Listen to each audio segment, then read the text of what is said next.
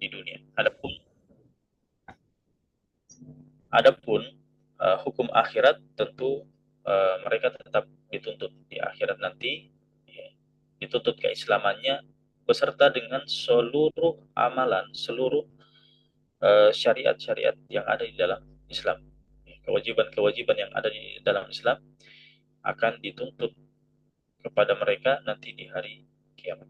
Ya, tapi untuk di dunia memang tidak. Itu berkaitan dengan non-muslim. Ya, berbeda dengan murtad. Kalau murtad yang tadinya muslim kemudian murtad kembali ke dalam Islam, wajib mengganti seluruh puasanya. Berapa Ramadan yang dia tinggalkan dalam masa murtadnya, dia harus ganti. Ya. Itu syarat yang pertama, Islam. Syarat yang kedua, syarat wajib yang kedua adalah balik. Oleh sebab itu tidak wajib puasa bagi siapa? Bagi anak-anak yang belum balik. Hanya saja di umur 7 tahun itu diperintahkan. Ya. Dan perintah di sini wajib atas orang tua atau walinya. Jadi kewajiban di sini kembali kepada orang tua atau wali, memerintahkan. Artinya tidak boleh dia diam-diam saja.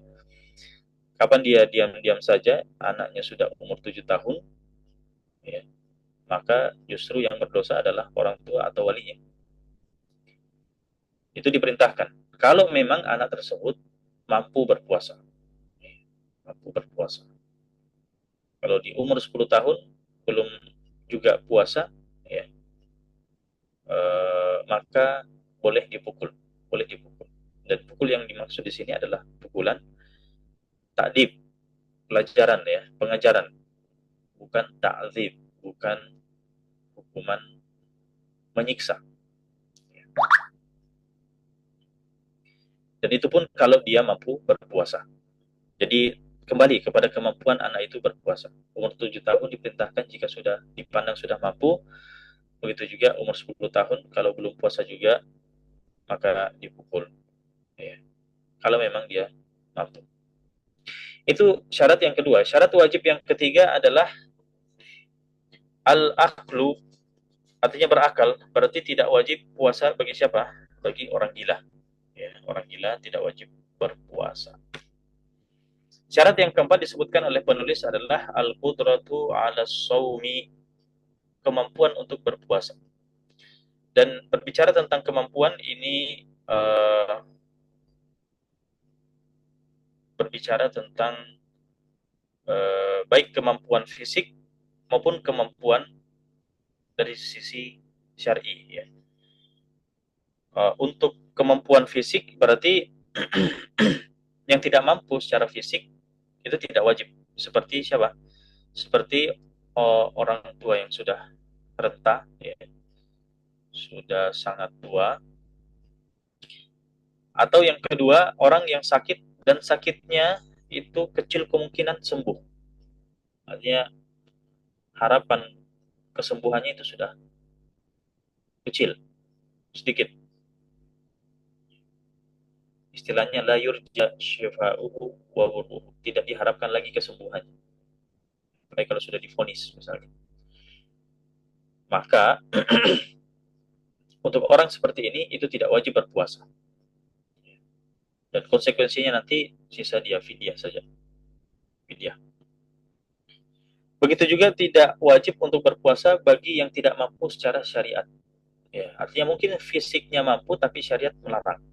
Seperti apa? Seperti wanita haid, wanita nifas. Ya. Itu syarat yang keempat. Sebetulnya, dan ini cuma 4 syarat ya disebutkan oleh penulis di sini, walaupun masih ada syarat wajib yang lain yang belum disebutkan oleh penulis. Di antaranya adalah kita tambah saja syarat yang kelima adalah as-sihah, artinya sehat. Ya. Berarti tidak wajib berpuasa bagi siapa? Orang yang sakit. Nah, tadi kita sudah singgung sakit. Tapi sakit yang dimaksud di sini adalah sakit yang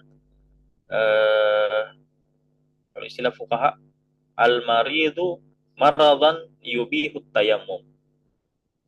Orang yang sakit di mana sakitnya itu membolehkan dia untuk tayamum. Ya.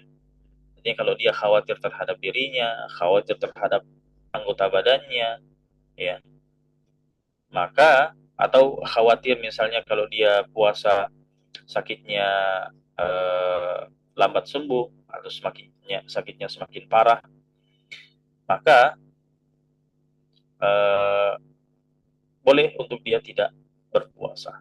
Boleh. Ya. Entah kekhawatirannya itu saat itu atau kekhawatirannya di masa yang akan datang. Intinya ini sakit yang kita maksud adalah sakit yang masih ada harapan kesembuhan.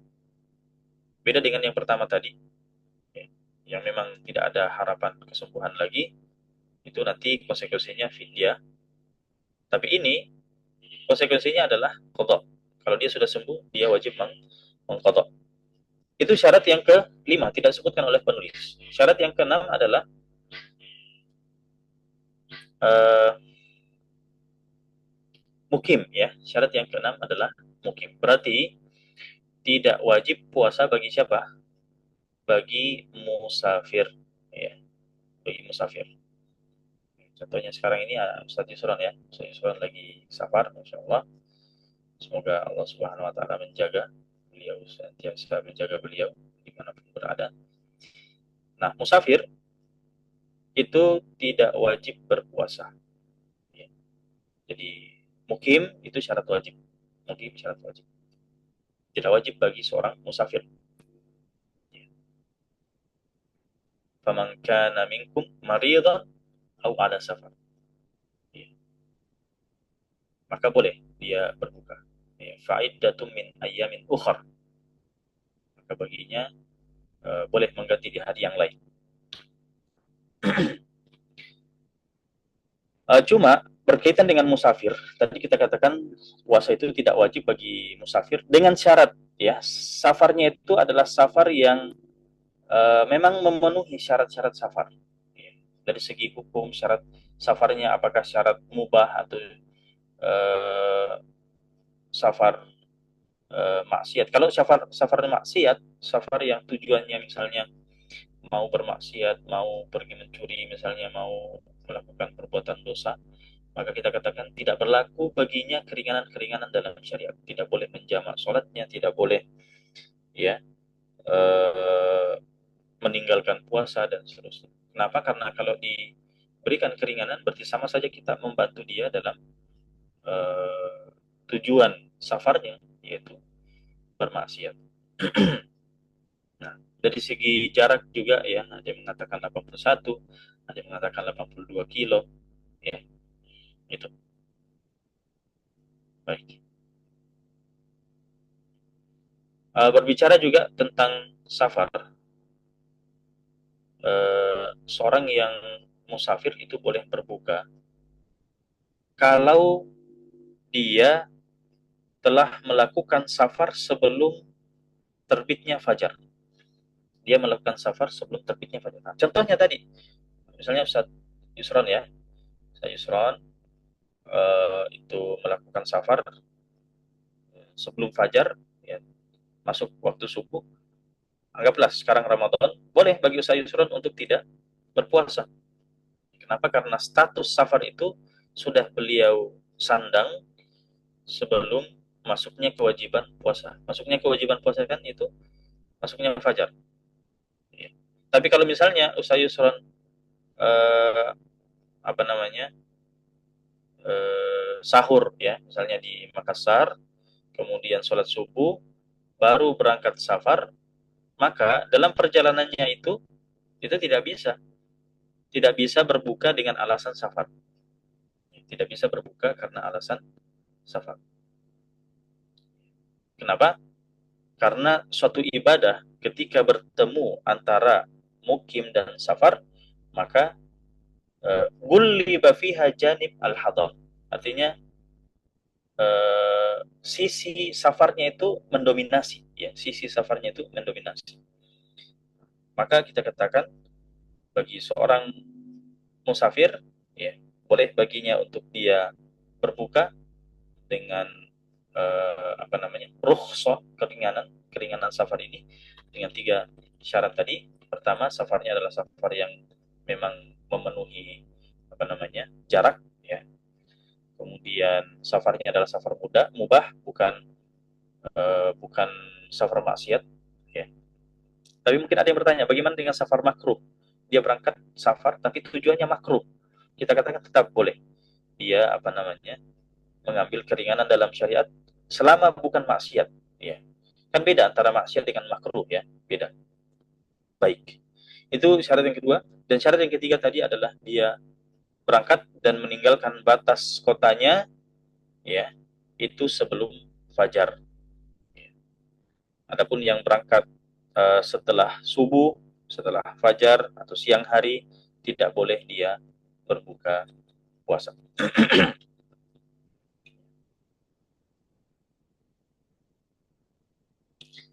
Baik, mungkin ada yang mengatakan safar itu kan sulit. Ya, bagaimana kita eh, kalau misalnya ada yang safar setelah subuh di jalanan itu dia misalnya di pertengahan jalan dia lapar, dia capek, ya. Kalau dia lanjutkan puasanya bahaya. Apakah boleh dia berbuka? Tadi kita katakan tidak boleh dia berbuka dengan alasan musafir. Kenapa? Karena dia berangkat setelah subuh, ya. Maka opsi baginya entah dia berbuka tapi berbukanya dengan alasan eh, tidak mampu, ya. Karena tadi kita syarat sebelumnya kan kita sebutkan ada syarat tidak mampu, ya. Kalau dia mengambil alasan itu boleh dia berbuka, tapi bukan alasan musafir. Atau sekalian dia taklid mazhab Hambali. Mazhab Hambali itu membolehkan apa namanya berbuka bagi orang yang berpuasa walaupun berangkatnya pada subuh, walaupun berangkatnya pada subuh. Jadi syarat wajib puasa itu ada 6, ya. Walaupun penulis di sini cuma sebutkan 4. Ya. Islam, balik, berakal, mampu, ya. Dan kita tambahkan 2, sehat dan mukim. Jadi eh, totalnya ada berapa? Ada 6. Ya. Eh, berikutnya, di sini sebetulnya tidak disebutkan oleh penulis syarat sah. Ini penting juga untuk kita bahas. Apa syarat sahnya puasa? Ya, karena beda antara syarat wajib dengan syarat sah, ya. Kalau syarat wajib tadi adalah jika terpenuhi syarat-syarat itu dikatakan wajib bagi seorang untuk berpuasa. Tapi syarat sah artinya sesuatu yang wajib di dalam puasa, sesuatu yang wajib di dalam puasa, eh, tapi tidak berkaitan dengan puasa itu secara langsung, bukan bagian inti daripada puasa itu. Karena kalau dikatakan bagian inti daripada puasa itu, maka itu adalah rukun, namanya rukun. Tapi syarat sah ini adalah sesuatu yang harus terpenuhi sebelum puasa itu dimulai dan harus berlaku sampai puasa itu selesai. Itu perbedaan antara syarat sah dan rukun. Ya, sama-sama wajib dari segi kewajiban, dari segi hukumnya sama-sama wajib. Hanya saja perbedaannya kalau rukun inti daripada puasa, ya. Kalau syarat sah itu adalah bagian apa namanya? Sesuatu yang harus terpenuhi sebelum ibadah itu dimulai dan harus berlaku sampai ibadah itu selesai. Baik. Apa saja syarat sahnya puasa? Syarat sahnya puasa itu ada 4. Pertama, Islam. Ya. Jadi Islam merupakan syarat wajib sekaligus syarat sah. Artinya, kalau ada orang non-muslim yang berpuasa, maka puasanya tidak sah. Ya, tidak sah. Walaupun dia berpuasa, tetap tidak sah. Syarat yang kedua adalah berakal. Berarti tidak sah puasanya siapa? Orang yang gila. Jadi orang yang gila, walaupun anggaplah dia mulai puasa, dia waras, orangnya waras. Tiba-tiba datang gilanya, ya, datang gilanya. Artinya memang benar-benar gila, ya, bukan gila dalam maksud dia marah dan lupa diri, bukan, bukan itu maksudnya. Gila memang, ya, gila hilang akal total. Ya. kemudian tiba-tiba beberapa menit kemudian dia waras kembali, kita katakan puasanya hari itu sudah tidak sah. Ya, jadi gila walaupun sejenak itu dinyatakan puasanya tidak sah. Nah, pertanyaannya, apakah orang gila tadi itu wajib mengganti puasanya? Kita katakan tidak wajib. Kenapa? Karena gila juga bukan merupakan syarat wajib puasa. Ya. Jadi orang tadi, orang yang kadang waras, kadang gila. Ya. Kalau gilanya kambuh, nah kita katakan puasanya tidak sah dan dia tidak wajib mengganti puasanya. Ya. Beda dengan pingsan, ya. Pingsan juga hilang akal. Kalau pingsan itu dipersyaratkan 1 hari full. Kalau pingsannya itu sejak subuh sampai maghrib, ya baru kita katakan puasanya tidak sah. Anggaplah, misalnya dia sahur, bangun sahur, kemudian sebelum subuh dia tiba-tiba jatuh pingsan, pingsan sampai maghrib. Nah, kita katakan puasanya tidak sah untuk hari itu. Tapi kapan dia sempat sadar, walaupun sejenak, ya sebelum maghrib misalnya sempat sadar, ya kita katakan puasanya tetap tetap sah. Itu berkaitan dengan orang yang apa namanya pingsan, ya. Adapun mabuk, begitu juga dengan ketiduran, ya, ini hilang akal yang apa namanya lebih ringan lagi, ya. Kalau mabuk ada mempersyaratkan, ulama Syafi'iyah sendiri mempersyaratkan, ada di antara ulama Syafi'iyah mempersyaratkan mabuk itu harus 1 hari full juga. Kalau sempat sadar, puasanya tetap sah. Tapi di antara ulama Syafi'iyah juga ada yang merinci. Dilihat mabuknya apa, apakah ada unsur kesengajaan atau tidak. Ya. Kalau misalnya yang sahur, misalnya ada yang sahur pakai balok misalnya, ya. Sahurnya pakai balok, pakai minuman keras, kemudian dia mabuk dan sesaat sebelum buka dia apa namanya sadar hilang mabuknya. Nah, kita katakan karena mabuknya itu disengaja, ada unsur kesengajaan di situ, kita katakan puasanya tetap tidak sah. Ya, beda halnya kalau misalnya ada yang memakan sesuatu, dia tidak tahu kalau ternyata ini makanan bisa memabukkan. Dia makan, ternyata dia mabuk, ya. Kalau dia sempat sadar, kita katakan puasanya sah. Tapi kalau tidak sadar sampai maghrib, ya kita katakan juga tidak sah.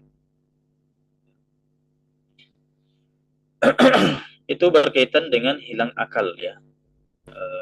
Mabuk. Adapun tidur, ya tidur, walaupun sehari full tidurnya, dia tidur sebelum subuh, dia bangun setelah maghrib, ya, kita katakan puasanya tetap sah.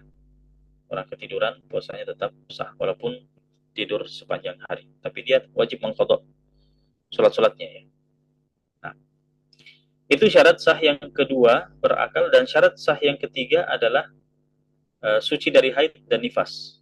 Jadi seorang wanita kalau keluar darah haidnya, darah nifasnya, walaupun sesaat, ya, walaupun sesaat itu puasanya dianggap tidak sah, tidak sah. Itu syarat yang ketiga. Syarat yang keempat adalah hari yang digunakan untuk berpuasa memang boleh berpuasa. Artinya apa? Artinya tidak bertepatan dengan hari-hari yang dilarang berpuasa. Karena ada hari-hari yang dilarang berpuasa, ya. Ada Idul Fitri, ada Idul Adha, ada hari-hari tasyrik, ya, ayam tasyrik. Nah, maka berpuasa di hari-hari itu tidak sah. Jadi kalau kita mau berpuasa, pastikan dulu itu adalah hari yang boleh untuk berpuasa di dalamnya. Itu syarat sah yang keempat, ya. Jadi ada berapa syarat sahnya? Islam, kemudian berakal, kemudian apa? Suci dari haid dan nifas, dan yang keempat adalah eh, bertepatan dengan hari yang dibolehkan berpuasa. Okay. Ini 4 syarat sah tidak disebutkan oleh penulis. Nah, sekarang penulis masuk, penulis Abu Suja, Al-Qadhi Abu Suja rahimahullah ta'ala, sekarang masuk dalam pembahasan inti daripada puasa, ya, kalau kita biasa bahasakan dengan rukun, ya. Kata beliau, wa faraidhis shaumi arba'atu asya. Adapun kewajiban-kewajiban dalam puasa, fardu puasa itu ada 4, kata beliau, ya. Secara garis besar sebenarnya cuma 2, ya. Secara garis besar itu cuma 2, cuma beliau rinci di sini. Kata beliau, an-niyatu, niat, wal imsak, dan menahan, dan inilah intinya, ya. Niat dan menahan diri dari pembatal-pembatal puasa. Sebagaimana definisi yang kita sebutkan di awal, cuma beliau di sini pembatal puasanya dia rinci, beliau rinci. Pertama adalah al-aklu, makan, wasyurbu, minum, wal jima, ya, berhubungan badan, ya, wa ta'ammud al-qai, dan sengaja muntah, sengaja muntah, ya. Jadi ini adalah kewajiban-kewajiban dalam puasa. Yang dimaksud dengan kewajiban di sini adalah rukun, ya. Karena hakikat puasa sebetulnya itu 3, ya. Hakikat puasa itu 3.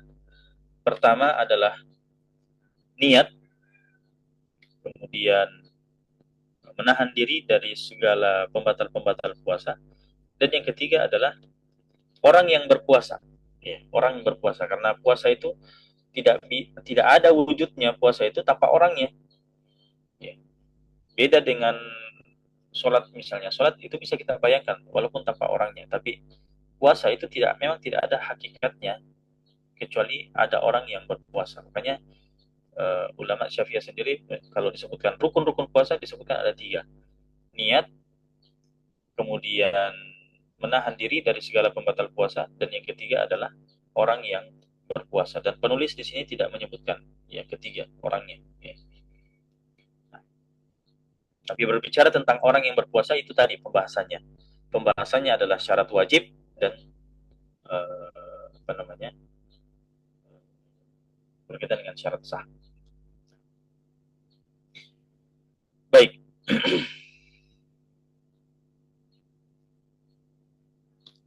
Tapi ada sebetulnya alasan kenapa penulis tidak menyebutkan orang berpuasa di sini. Karena kalau pembahasan sholat, ya tidak disebutkan juga orang yang sholat, ya.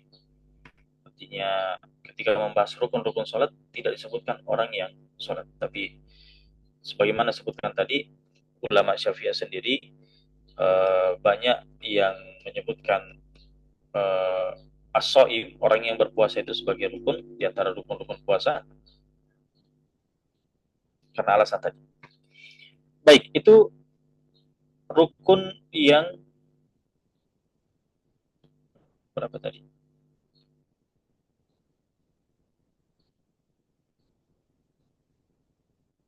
Rukun pertama adalah niat, ya. Dan di sini untuk rukun kedua menahan diri dari segala pembatal-pembatal puasa. Di sini penulis rinci, ya. Sebetulnya sudah cukup kita katakan menahan diri dari segala pembatal-pembatal puasa, ya. Adapun rinciannya bisa dibahas di pembatal-pembatal nanti, ya. Di sini beliau merinci, beliau menyebutkan ada makan, minum, berhubungan badan, ya. Kemudian muntah dengan sengaja. Artinya menahan diri dari semua itu adalah merupakan rukun-rukun puasa.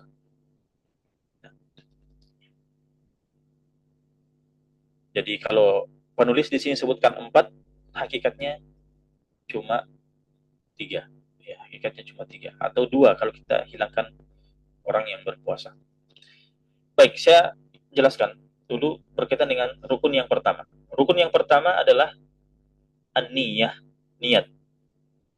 Nah, niat di dalam puasa tergantung daripada jenis puasanya. Apakah puasa wajib ataukah puasa sunnah? Ya, karena dari segi hukum puasa terbagi menjadi 2, ada puasa wajib, ada puasa sunnah. Maka untuk puasa wajib, ya, untuk puasa wajibnya harus terpenuhi dua hal. Untuk puasa wajib harus terpenuhi dua hal. Yang pertama adalah ayyubayit an-niyata minal lail. Dia harus berniat sejak malam harinya. Jadi niat harus di malam hari. Ya.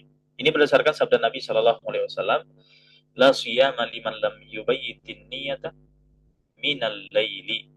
Tidak ada puasa bagi orang yang tidak berniat di malam hari. Dalam riwayat yang lain, liman yafr, lam yafridin niyata minal lail. Belum menghadirkan niat itu di malam hari. Atau dalam riwayat yang lain juga disebutkan liman lam yajma'an niyah minal lail. Tidak mengumpulkan niatnya di malam hari. Baik, sekarang definisi malam itu apa? Kalau niat itu harus di malam hari, pertanyaannya malam hari itu apa? Kapan malam hari itu? Malam hari itu adalah sejak terbenamnya matahari sampai terbitnya fajar. Itulah yang dimaksud dengan malam. Ya, jadi terserah kapan berniat, mau setelah maghrib, mau setelah isya, mau tengah malam, mau sebelum subuh, terserah. Ya, yang jelasnya malam hari. Ya, oleh sebab itu niat sebelum maghrib atau niat setelah subuh dalam mazhab Syafi'i tidak sah, tidak tidak sah untuk untuk puasa wajib, ya, puasa wajib. Berbeda dengan mazhab Hanafi. Dalam mazhab Hanafi niat walaupun sudah pagi tetap sah, ya, tetap sah. Nah.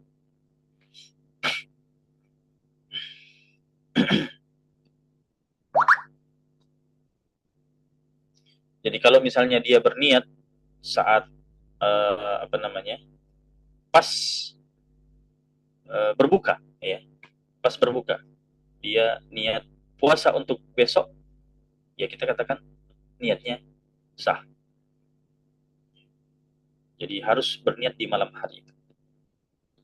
Itu yang pertama, berkaitan dengan niat puasa wajib. Hal yang kedua yang juga harus terpenuhi dalam niat puasa wajib adalah harus menentukan ta'yin, ya. Artinya menentukan jenis puasanya.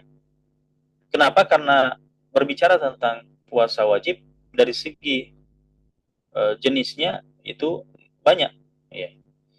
Ada 6, ya, ada 6 puasa wajib. Ada puasa Ramadan, ada puasa qadha, ada puasa kafarah, ada puasa fidyah untuk haji, ya. Ada puasa apa lagi? Nazar, ya, ada puasa nazar, dan ada puasa yang keenam adalah puasa sebelum melakukan istisqa, ya, salat minta hujan. Jadi ada 3 hari berpuasa. Puasa ini puasa sunnah, tapi ketika diperintahkan oleh pemimpin, ya, ada himbauan dari pemerintah, maka wajib menjalankan. Ya, alasannya adalah taat kepada pemimpin dalam perkara ma'ruf hukumnya wajib, maka ini adalah perkara ma'ruf, berarti dia juga hukumnya wajib. Intinya, dalam niat puasa wajib harus menentukan jenisnya. Sebagaimana kita menentukan jenis sholat yang kita lakukan, sholat-sholat wajib, ya, ada wajib subuh, zuhur, asar, maghrib, isya, maka begitu juga dengan puasa, kita harus tentukan jenisnya, bahwa puasa yang saya lakukan besok ini adalah puasa misalnya Ramadan, ya, puasa Ramadan atau puasa nazar atau puasa kafarah. Dia harus tentukan jenisnya, ya. Walaupun dia tidak harus menentukan apa namanya, uh, apa istilahnya, di bawah jenis itu ada macamnya, ya, ada macamnya. Karena kafarat masih banyak macam-macamnya lagi, ya. Ada kafaratul yamin, ada kafarat zihar, ada kafaratul qatl, ya, itu kafarat. Tapi itu tidak wajib untuk menentukan itu. Cukup menentukan jenisnya saja. Nazar juga seperti itu, ada nazar tabarrur, ada nazar lajaj, ya. Nah, itu tidak wajib untuk menentukan itu.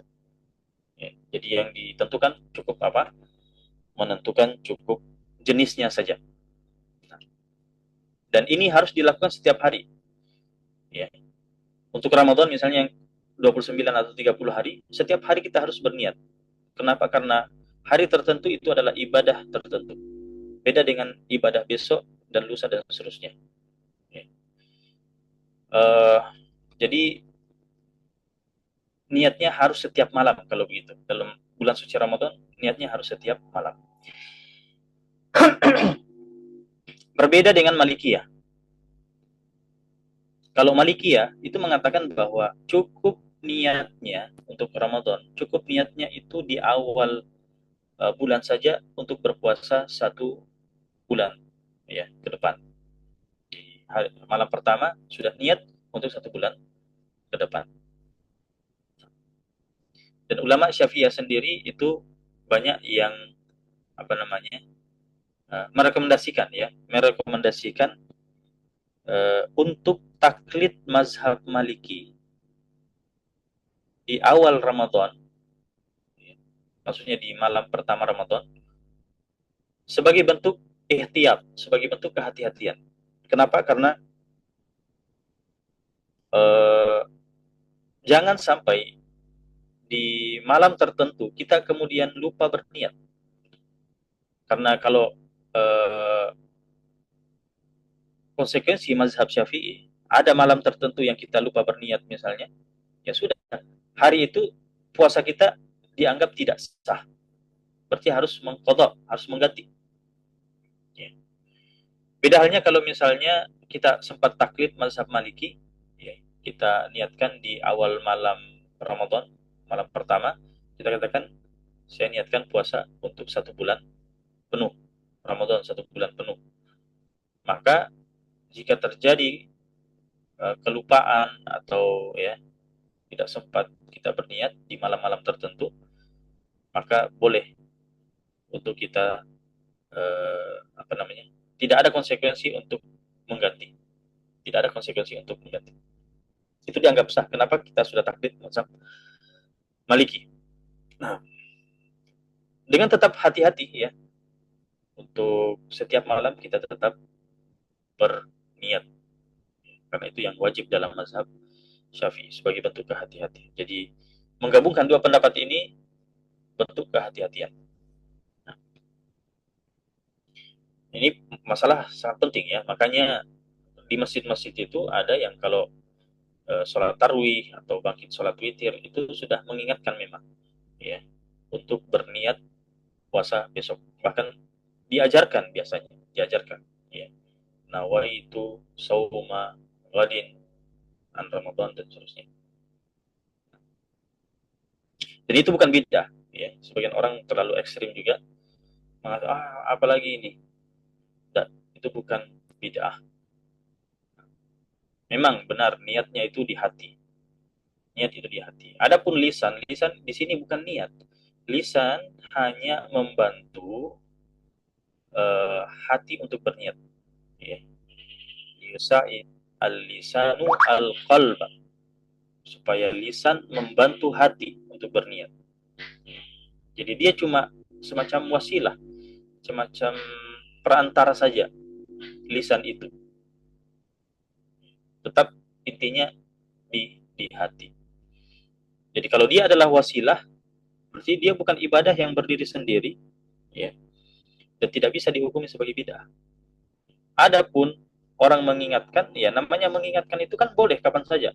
Mau mengingatkan ya sebelum tarwi, saat tarwi, setelah tarwi, yang jelasnya saling mengingatkan itu boleh kapan saja, tidak masalah. Jadi dari sisi mananya kemudian dihukumi sebagai bid'ah.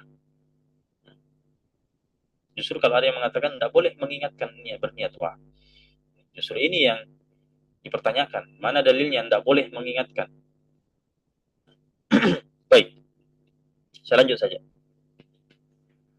Jadi tadi berkaitan dengan niat puasa wajib dalam mazhab Syafi'i setiap malam. Dan dalam mazhab Maliki itu boleh di malam yang pertama. Bahkan kalau misalnya ada yang tidak sempat taklid mazhab Maliki dan apa namanya tidak sempat berniat juga malam harinya berdasarkan mazhab Syafi'i, apakah masih ada kesempatan bagi dia untuk uh, berpuasa hari itu dan puasanya sah? Masih ada kesempatan. Caranya apa? Caranya adalah taklid mazhab Hanafi. Taklid mazhab Hanafi yang membolehkan niat walaupun di siang hari. Mazhab Hanafi boleh.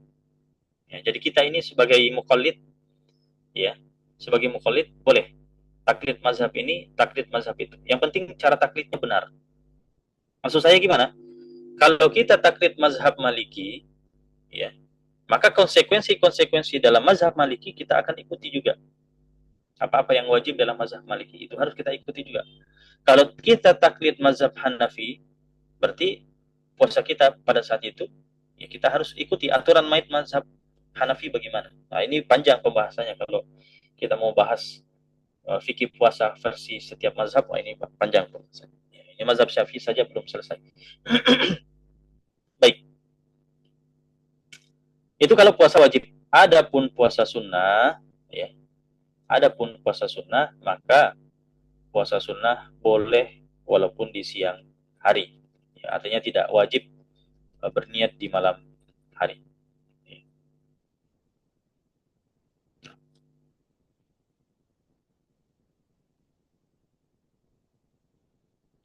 Hal ini berdasarkan hadis Aisyah radhiyallahu taala anha bahwa Nabi Shallallahu alaihi wasallam pernah masuk dalam rumah dan bertanya, "Hal indakum min ta'am?" Apakah ada yang bisa dimakan? Iya, kata Aisyah, dia lana haisun." Ya, ini ada hais. Hais itu semacam apa ya? Adonan, ya. Dia campuran kurma, campuran eh, apa namanya? Tepung, ya. Seperti itu. Nah, maka kata Nabi Shallallahu alaihi wasallam, "Hari ini coba perlihatkan." Ya. Maka kata beliau, "Falaqad asbahtu shaiman." Ya. Tadinya saya puasa, kemudian beliau makan. Dalam riwayat yang lain disebutkan juga, pernah beliau datang, cari makanan tidak ada. Kata beliau, "Faidan ini shaim." Kalau begitu saya puasa saja hari ini. Dengan syarat niatnya itu sebelum zuhur, ya, niatnya itu sebelum zuhur. Kalau sudah zuhur baru dia berniat, nah, maka tidak sah, puasanya tidak sah. Dan syarat yang lain juga adalah tidak apa namanya atau belum belum melakukan pembatal-pembatal puasa.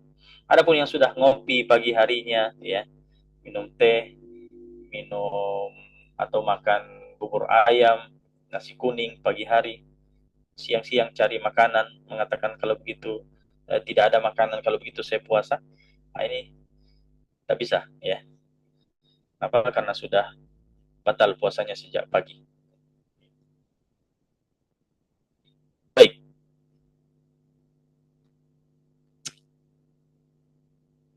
Nah, ini menunjukkan bahwa hadis Aisyah tadi menunjukkan bahwa untuk puasa sunnah boleh di siang hari. Ya, tapi mazhab Hanafi, mazhab Hanafi sebetulnya berdalil dengan dalil ini. Dalil ini yang dipakai oleh mazhab Hanafi sehingga mereka mengatakan kalau begitu untuk puasa Ramadan juga boleh.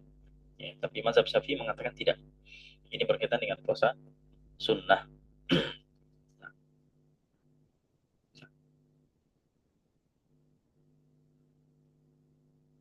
Apakah harus menentukan jenis puasa sunnah? Kan puasa-puasa sunnah juga banyak, ya.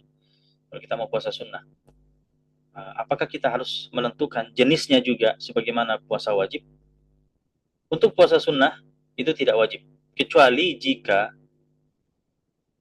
bertepatan dengan hari-hari yang memang punya keutamaan tertentu. Misalnya puasa apa? Arafah, puasa Asyura, ya.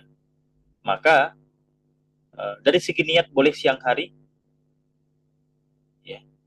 Dan dari segi keharusan menentukan, iya, harus menentukan. Dia harus tentukan bahwa puasa saya ini adalah puasa Arafah. Puasa saya ini adalah puasa Asyura. Itu berkaitan dengan hari-hari yang memang memiliki keutamaan tertentu. Adapun puasa Senin Kamis ya, atau 3 hari dalam setiap bulan Ayyamul Bid ya, itu enggak harus ditentukan jenisnya. Baik. Dan syarat yang kedua tadi kita katakan tidak atau belum melakukan pembatal puasa. Kalau dia mau berniat siang hari, berarti tidak boleh dia lakukan pembatal puasa sebelumnya. Jadi itu rukun pertama puasa, yaitu niat. Baik niat dalam puasa wajib maupun puasa sunnah. Nah sekarang kita pindah pada pembatal-pembatal ya, atau rukun yang kedua, yaitu menahan diri dari segala yang membatalkan puasa ya, baik itu makan, minum, kemudian berhubungan badan atau muntah dengan sengaja ya. Maka barang siapa yang melakukan pembatal-pembatal ini atau pembatal-pembatal yang lainnya, karena masih banyak, di mana dia lakukan secara sengaja, kemudian dalam keadaan sadar, artinya dia ingat ya, kemudian mengetahui hukumnya ya, maka batal puasa. Jadi pembatal-pembatal ini, ingat ya, dilakukan secara sengaja, ingat, tidak lupa, kemudian mengetahui hukumnya, maka pembatal ini membatalkan puasa. Baik. Artinya kalau ada yang melakukan pembatal-pembatal ini dalam keadaan tidak sengaja, ya, tidak sengaja, artinya dia mungkin dipaksa, ya. Dia diikat badannya, kemudian disiram mulutnya sehingga apa? Tertelan, atau dipaksa minum sehingga terminum. Ini dalam keadaan terpaksa, dia tidak bisa apa-apa. Maka apakah puasanya batal? Tidak, puasanya tidak batal. Itu pertama. Ya. Kemudian tadi kita katakan harus mengetahui. Berarti orang yang tidak tahu hukumnya bahwa itu membatalkan puasa, itu juga tidak batal puasanya. Tapi ini berlaku hanya 2 golongan ya. Ingat, yang tidak tahu hanya berlaku bagi 2 golongan. Pertama, orang yang memang hidup jauh dari ulama, ya, dari segi jarak ya, bukan dari segi jauh, dari segi kesengajaan, bukan. Ya. Jauh di sini maksudnya hidup di pelosok jauh ya, tidak ada yang menjangkau mereka, tidak ada yang mendakwahkan kepada mereka bagaimana fikih ya puasa itu, sehingga dia tidak tahu, dia melakukan pembatal-pembatal puasa alasan tidak tahu. Nah, ini alasan yang dibenarkan, artinya alasan yang diterima, boleh diterima. Tapi kalau yang hidup di tengah kota bersama dengan orang-orang yang paham tentang puasa, kemudian eh, mengatakan saya tidak tahu, wah ini alasannya tidak diterima. Kenapa? Karena ini sudah merupakan kelalaian pribadi. Itu sudah kelalaian pribadi. Nah, itu yang pertama, yang diterima alasannya kalau mengatakan tidak tahu. Golongan yang kedua, yang diterima alasannya mengatakan tidak tahu adalah yang baru masuk Islam. Ya, yang baru masuk Islam. Baik. Termasuk tadi kita katakan ingat, mengingat, berarti orang yang lupa ya, walaupun dia makan 1 piring 2 piring ya, minum kopi lagi, dengan alasan lupa, kita katakan tetap sah, tetap sah. Lupa, mau diapa? Lupa. Yang tidak boleh adalah pura-pura lupa. Kalau pura-pura lupa ya, nama saya pura-pura ya, berarti bukan lupa. Baik.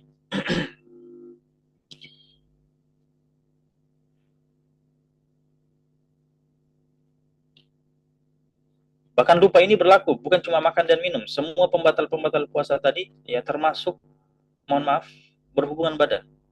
Ya. Bisa saja ada yang lupa. Ya, walaupun sulit terjadi, sulit dibayangkan ada yang berhubungan kemudian lupa ya. Masa 2 orang sama-sama lupa? Kan gitu. Tapi bisa saja terjadi, bisa saja terjadi. Apalagi tadi misalnya orang baru masuk Islam, ya, lupa. Atau satunya masuk Islam, satunya belum masuk Islam, istrinya masih non-Muslim misalnya. Memang dia tidak tahu, suaminya juga lupa kalau sudah masuk Islam, kan gitu. Artinya ada kemungkinan walaupun jauh ya.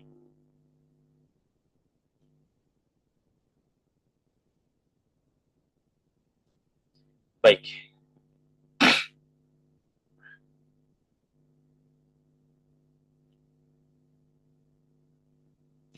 Kemudian di sini eh, kita berbicara tentang atau penulis berbicara tentang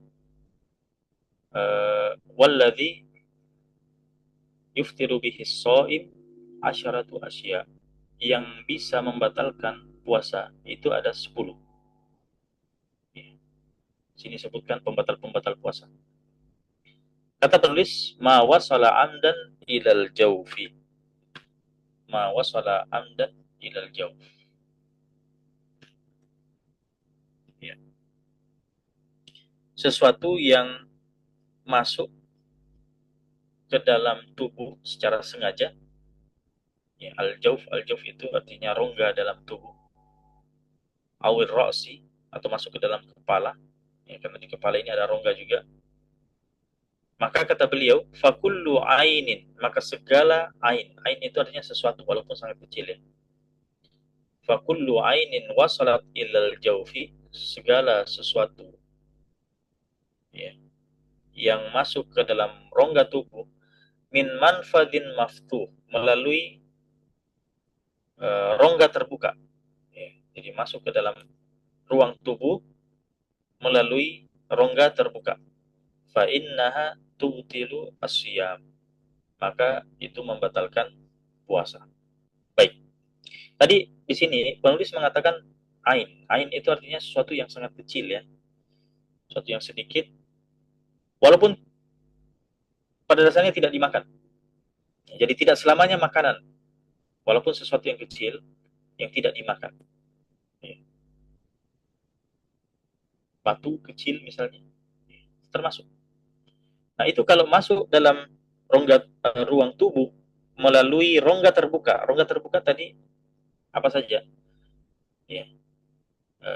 Kalau ruang tubuh kan seperti perut ya, jelas perut, kemudian dimak, ruang otak ya, atau ruang telinga, karena di dalam telinga ini kita ada juga ruang di dalamnya, termasuk kubul dan dubur ya, kubul dan dubur. Min manfadin maftuh, dari rongga yang terbuka, saluran yang terbuka. Ada berapa saluran yang terbuka? Ada mulut, ada hidung, ada telinga, ada kubul, ada dubur, yaitu ada 5 rongga terbuka masuk dalam tubuh. Jadi sesuatu yang masuk walaupun sangat kecil dengan sengaja, ingat dan tahu hukumnya melalui rongga terbuka ya, mulut, hidung, telinga, kubul atau dubur, maka bisa membatalkan puasa. Bisa membatalkan puasa. Tadi kita sebutkan ain. Ain berarti tidak masuk asar ya. Kalau ain adalah sesuatu. Kalau asar itu artinya rasa ya. Oleh sebab itu kalau ada yang rasa ya cuma dirasakan saja, masuk ke dalam tenggorokan, dan bukan ain, bukan sesuatu, dia cuma rasa. Ya, karena kita rasakan kalau puasa itu sampai ada rasa pahit-pahit ya, turun ke apa namanya tenggorokan, itu tidak membatalkan puasa, tidak membatalkan puasa. Baik. Nah, tadi kita sebutkan kullu ainin wasalat ilal jauf, segala sesuatu yang bisa masuk ke dalam ruang tubuh. Berarti kita pahami di sini bahwa kalau sesuatu itu masuk ke dalam tubuh tapi bukan rongga tubuh, ya. Kan rongga tubuh tadi kita katakan ruang tubuh adalah perut, ya, kemudian otak, kubul dan dubur. Itu rongga di dalam tubuh. Berarti kalau misalnya benda itu masuk ke dalam tubuh tapi bukan ke dalam ruangnya, misalnya eh, obat itu masuk ke otot-otot saja ya, misalnya paha atau lengan ya, melalui suntikan ya, melalui suntikan, tidak membatalkan, itu tidak membatalkan. Nah, ketika penulis di sini mengatakan min manfadin maftuh, melalui rongga terbuka, ya, berarti semua yang masuk ke dalam tubuh bukan melalui rongga terbuka tadi, mulut, hidung, telinga, kubul dan dubur, ya, misalnya melalui apa namanya, pori-pori ya, melalui pori-pori ini disuntikan masuk misalnya, maka ini juga tidak membatalkan puasa. Ya. Dan di sini makanya sebagian orang bertanya, itu infus sebetulnya gimana? Infus itu, apakah membatalkan puasa atau tidak? Ya, maka disinilah kemudian ulama berbeda pendapat. Setidaknya ada 3 pendapat ya. Kalau kita pahami pernyataan penulis tadi, ya harusnya tidak membatalkan sama sekali. Kenapa? Karena infus itu masuk ke dalam tubuh bukan melalui rongga yang terbuka, ya, bukan melalui rongga yang terbuka untuk infus. Tapi ada yang mengatakan, ya infus itu nutrisi, kadang berupa nutrisi yang walaupun orang tidak makan 1 hari 1 malam, ya, 2 hari 2 malam, tapi melalui nutrisi itu dia bisa bertahan. Nah, maka disinilah kemudian para ulama mengkaji ulang dan sampai pada kesimpulan, dan ini pendapat pertengahan yang saya dapatkan, bahwa, dan ini dalam mazhab Syafi'i juga, ulama Syafi'i kontemporer mengatakan bahwa dirinci yang masuk dalam tubuh itu yang melalui rongga, melalui suntikan tadi itu, dirinci apakah berupa nutrisi makanan ataukah berupa obat. Ya, cuma 2 kemungkinan itu. Apakah berupa nutrisi makanan ataukah berupa obat. Ya, obat seperti vaksin, seperti apalagi ya. Nah, itu kalau dia nutrisi makanan membatalkan. Kalau dia adalah obat berarti tidak membatalkan. Kemudian kata penulis di sini wal huknatu fi ahadis sabilaini. Ya, jadi termasuk yang membatalkan puasa juga adalah al-hukna. Al-hukna fi ahadis sabilain. Al-hukna itu artinya obat yang dimasukkan melalui kubul dan dubur. Ya. Obat yang dimasukkan melalui kubul dan dubur. Maka ini juga bisa membatalkan puasa. Ya. Jadi memasukkan benda sesuatu apapun dari kubul dan dubur, mau itu makanan atau bukan, maka batal puasanya. Oleh sebab itu kalau kita istinja ya, itu tidak perlu memasukkan jari ke dalam dubur dalam keadaan puasa. Itu bisa membatalkan. Dalam mazhab Syafi'i itu bisa membatalkan. Ya. Jadi cukup pada bagian yang wajib dicuci saja. Istinja cukup pada bagian yang wajib dicuci saja.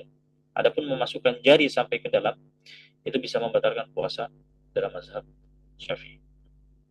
Begitu juga dengan wanita. Wanita ketika istinja duburnya, ya, itu jangan sampai memasukkan jarinya ke dalam. Itu bisa membatalkan. Kalau dalam kesehatan ada proses itu ya, ada proses. Kalau dalam orang sakit ada dimasukkan apa itu namanya, kateter ya, kateter. Nah, itu apakah membatalkan? Iya, kita katakan membatalkan. Nah,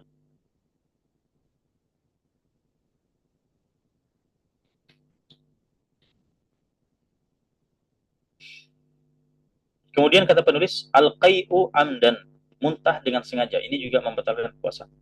Muntah dengan sengaja. Kata Nabi Shallallahu Alaihi Wasallam, man zara'ahul qai, barang siapa yang apa namanya, muntah karena tidak sengaja, karena tidak tahan lagi, akhirnya dia muntah. Dia mabuk misalnya perjalanan, akhirnya dia muntah, fala qada'a alaihi, tidak ada qada baginya. Wa man istaqa'a, tapi barang siapa yang sengaja muntah, falyaqdi, maka dia harus mengganti. Dan yang dimaksud dengan istiqa'ah di sini sengaja muntah, ya misalnya dia masukkan jarinya ke dalam, ya, tidak sengaja menelan sesuatu misalnya, berbahaya, sesuatu yang berbahaya. Kalau dibiarkan berbahaya.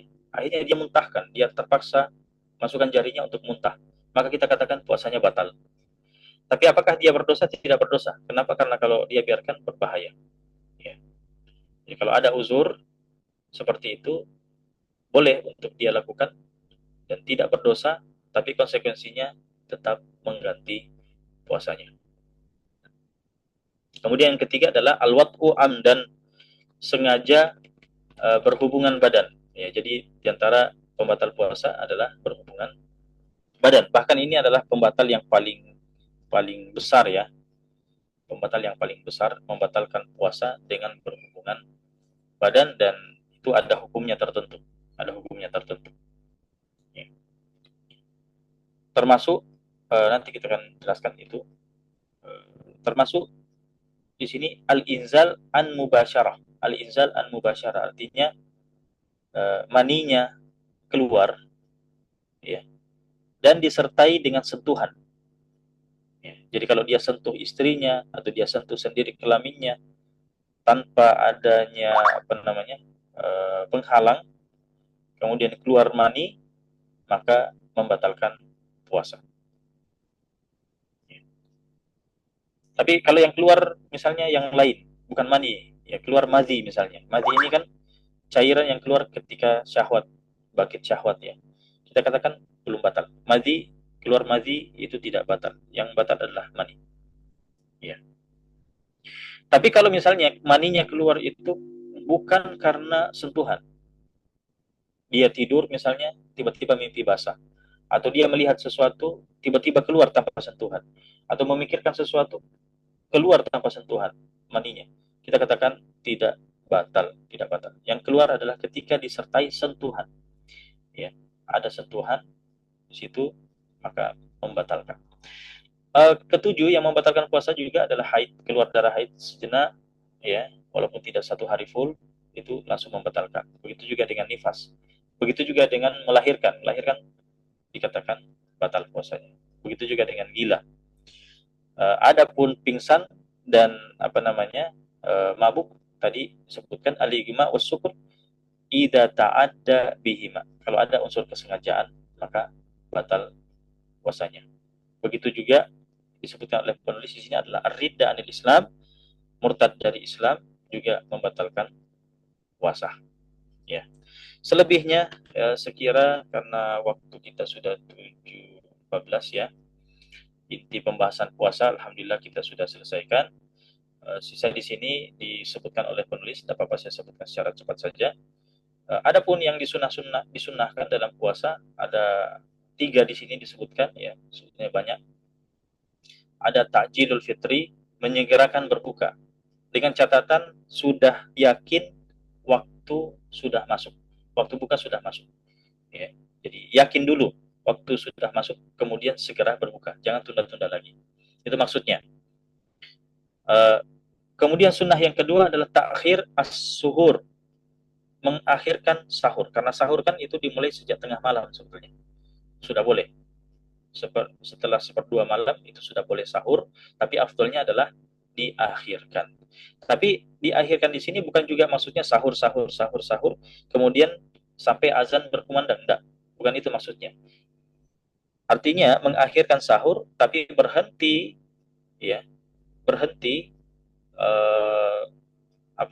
sahur sekitar eh, sekitar 15 menitan ya, sekitar 15 menitan sebelum azan ya, 15 atau 10 menit sebelum sebelum azan. Dan ini dicontohkan sendiri oleh Nabi Shallallahu Alaihi Wasallam. Dan oleh sebab itu kita di Indonesia, ulama di Indonesia itu berinisiatif untuk menentukan jadwal imsakiyah ya. Dan menyikapi masalah imsakiyah, jadwal imsakiyah di sini ada dua pihak yang ekstrim kiri dan ekstrim kanan. Ekstrim kiri mengatakan bahwa itu bid'ah, tidak boleh, itu tidak ada. Pokoknya harus makan, makan, makan, makan. Ya, tidak ada. Itu justru berbahaya, ya. Kalau dia makan terus sampai azan, ya, bahkan dia lanjutkan, sudah terbit fajar, kemudian tetap dia lanjutkan, itu batal puasanya, bahaya. Ya. Makanya berhenti dengan jarak tertentu sebelum azan itu lebih baik, dan itulah yang dicontohkan oleh Nabi Shallallahu Alaihi Wasallam.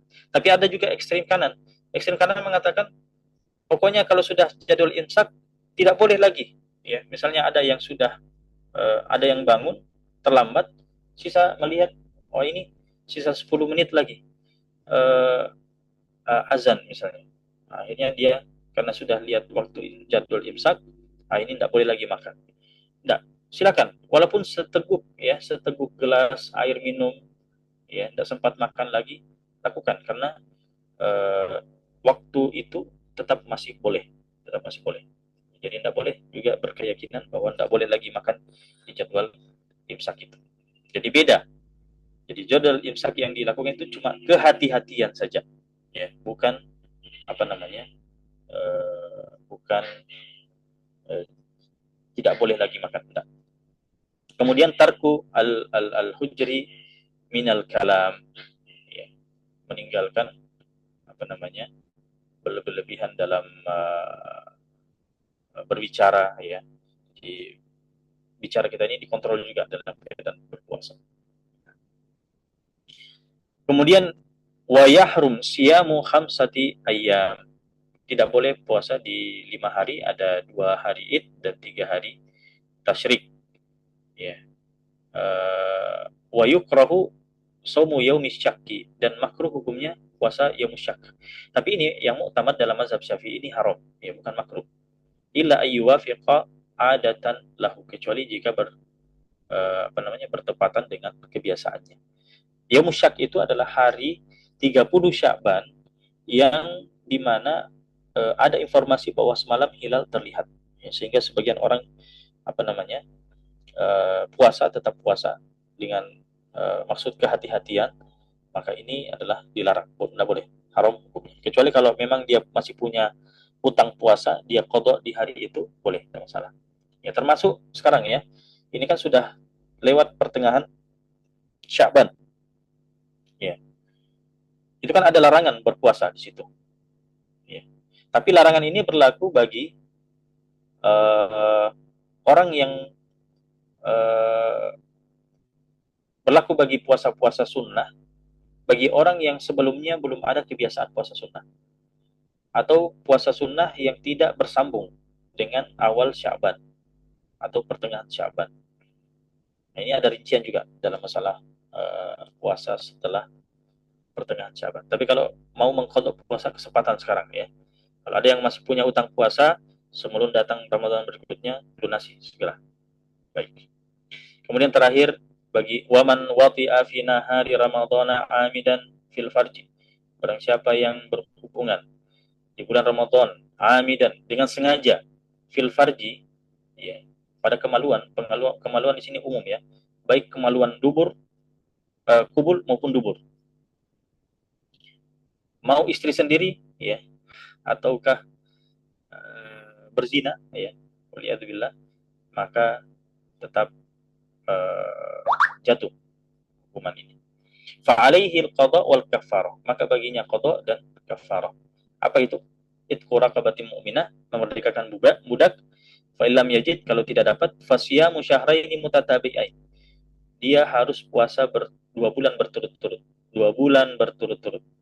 Ya, berturut-turut maksudnya di sini kalau sudah sampai akhir, ya, kemudian batal puasa terakhir, maka dia harus ulangi kembali semuanya. Fa'ilam yastati, kalau dia tidak mampu, fa'it'amu sittina miskina, dia berikan makan untuk 60 orang miskin. Likulli miskinin muddun, setiap orang miskin itu satu mud, ya. Kemudian waman mata alaihi syamu min Ramadan. Waman mata wa alaihi syamu min Ramadan, barang siapa yang meninggal dunia punya utang puasa, ut'ima anhu likulli yaumin muddun, dia dibayarkan setiap harinya itu fidyah 1 mud, ya, 1 liter. Wasyekhu in ajiza anis saumi, orang yang sudah sangat tua tidak mampu puasa, maka yuftiru, dia boleh tidak puasa. Wa yut'imu an kulli yaumin muddan, dia bayar fidyah, ya, dengan makanan Ya. Dan makanan yang kita maksud di sini makanan mentah ya, bukan makanan jadi. Dalam mazhab Syafi'i itu mempersyaratkan makanan mentah. Jadi 1 liter beras saja. An kulli yaumin muddan, ya, untuk setiap harinya 1 mud 1 liter. Wal hamilu wal murdi. Nah, sekarang yang banyak ditanyakan. Bagaimana dengan wanita hamil? Bagaimana dengan wanita yang menyusui?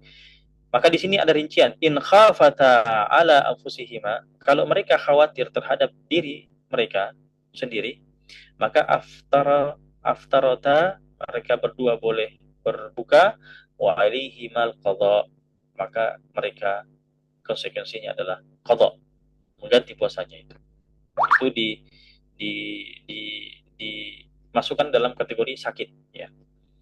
Wa in khafata ala auladihima, tapi kalau misalnya mereka wanita hamil dan menyusui khawatir terhadap anak atau janin mereka, maka aftarata, boleh tidak puasa, wa alaihimal qada'u, bagi mereka qada, wal kafaratu, ya, dan fidyah ya. Qada fidyah juga. An kulli yaumin mudun, setiap hari 1 mud ya, 1 mud. Kemudian wal maridu wal musafiru safaran tawira, orang yang sakit, sakitnya di sini maksudnya sakit yang masih diharapkan kesembuhannya. Kemudian musafir, safarnya yang jauh ya, yang memenuhi syarat tadi, maka boleh juga tidak puasa dan keduanya mengqadha. Berikutnya berkaitan dengan masalah itikaf ya. Ini sunnah ya, itikaf itu sunnah. Syaratnya ada berniat, kemudian menetap di dalam masjid ya, dan tidak keluar dari itikaf yang sifatnya nadar ya, karena itikaf ada yang sunnah, ada yang wajib. Kalau itikafnya itikaf wajib, tidak boleh keluar kecuali ada hajat ya, atau udzur, misalnya haid, sakit, atau tidak tidak bisa tinggal di dalam ya. Begitu juga batal itikaf dengan berhubungan badan. Sekiranya itu cukup ya, pembahasan kita sangat singkat pada kesempatan yang berbahagia ini, dan mudah-mudahan ada manfaatnya. Tidak tahu Mas, apakah masih ada waktu ini untuk diskusi? Kalau ada, silakan. Saya kembalikan ke moderator dulu, silakan. Oke, baik. Terima kasih Ustadz atas penyampaiannya, ilmu yang sangat luar biasa. Saya minta kesepakatan dari dulu para peserta, apakah mau adakan sesi tanya jawab atau memang kita langsung tutup. Tapi memang sebaiknya ada yang bertanya Ustadz, karena ini pertanyaan kajiannya sangat menarik. Iya. Lagi menjelang Ramadan. Kan. Saya kasih kesempatan untuk 1-2 orang. Ya, walaupun di sini bukan harus saya yang menjawab ya, ada Betul. ustadz-ustadz yang lain, masya Allah. Ya, ada ustadz kita, Ustadz Irham. Ya, beliau menjawab dan beliau bertanya dan beliau juga yang menjawab. Siap, silakan Ustadz. Yang silakan angkat tangan yang ingin bertanya terkait masalah kajian kita di pagi hari ini. Ada yang reset Ya, kan? ada Ustadz Munawir. Ya. Silakan Ustadz. Terima kasih atas kesempatan yang diberikan. Yang sebelum saya masuk kepada pertanyaan, ada beberapa saya informasikan tentang ilmu kesehatan, kedokteran juga sedikit. Ya. Bahwa dalam pemberian infus ada 3 macam kategori infus. Ada kelenjar laksak, semuanya adalah berbentuk cairan. Yang kedua glukosa, yang di dalamnya terkandung gula. Kemudian NaCl, di dalamnya terkandung asam amino. Nah, kalau misalnya dari kesepakatan ulama nutrisi apa yang dimaksud? Ya itu. Kalau dia bersifat nutrisi makanan yang sifatnya yang dihaluskan, kemudian dimasukkan ke dalam tubuh, itu tidak pernah melalui infus. Jadi semua yang melalui infus itu atau pembuluh darah manusia Itu dilakukan memakai atau menggunakan cairan, semua cairan. Yang kedua, setelah cairan adalah obat-obatan injeksi seperti antibiotik, kemudian anti nyeri, uh, dan lain-lain semacamnya. Itu. Jadi perlu diperjelas untuk ulama yang mengatakan bahwa jika itu nutrisi dapat meningkatkan ketahanan tubuh, uh, dalam dalam konteks cairan berarti yaitu gula atau glukosa. Glukosa itu adalah mengandung gula di dalamnya. Tapi selain daripada glukosa, seperti asam amino dan rencer laktat atau cairan yang memang khusus untuk meningkatkan meningkatkan karena dehidrasi. Karena dehidrasi maka ini juga harus menjadi tanda tanya apakah itu juga membatalkan puasa atau tidak. Berarti mengganti Itu minuman. ya. Dia mengganti minuman ya. Yang kedua tadi. Yang rencer laktat itu atau semacam cairan pengganti air, Ya. ya itu silakan dikaji ulang. Jadi ada 3 cairan di dalam pemberian infus seseorang. Yang pertama adalah cairan rencer laktat, yaitu adalah pengganti air. Dia cairan biasa. Yang kedua adalah glukosa, cairan glukosa. Nah, ini yang mengandung gula. Kemudian yang ketiga NaCl, atau biasa dikatakan natrium klorida. Jadi di dalamnya terkandung asam amino. Kalau asam amino ini apa Ustaz kira-kira fungsinya? Asam amino ini juga semacam kekuatan tenaga di dalam tubuh manusia. Baik. Jadi tidak ada yang unsur obat murni ya. Semuanya kalau saya ya tidak apa-apa ya. Saya jawab sekarang. Ya. Boleh Ustaz? Silakan, Ustaz. Ya, jadi pertama istilah nutrisi itu dari saya saja sebetulnya membahasakan. Mungkin lebih tepatnya adalah pengganti fungsi makanan ataupun minuman. Mungkin itu lebih mencakup ya. Dan sebagaimana yang dijelaskan oleh Ustadz Munawir tadi, kalau saya lihat itu tidak lepas dari pengganti fungsi makanan dan pengganti fungsi minuman. Yang intinya adalah tenaga di sini ya. Bahkan dari 3 yang disebutkan tadi, kayaknya semuanya bisa dikatakan pengganti fungsi makanan. Sehingga yang saya pahami tidak ada yang obat secara murni ya. Tidak ada yang obat secara murni kecuali dicampur dengan yang 3 tadi. Gitu ya Ustaz? Betul. Ya. Ya. Kecuali kalau disuntikan langsung Ustaz ya. Tanpa melalui infus ya. Langsung disuntikan ke dalam badannya obat Ya. itu. Betul. Hampir dikatakan semua infus itu pengganti makanan dan minuman. Ya, betul. Okay. Ya, baik. Saya tambahkan Ustadz Ayub ya. Ya. Jadi orang yang sudah diinfus itu sudah tidak bisa berpuasa karena itu sudah mencakup orang kedokteran ataupun tim medis melakukan infus itu karena sudah sudah tidak sanggup untuk melaksanakan kewajibannya untuk berpuasa. Itu sudah pasti.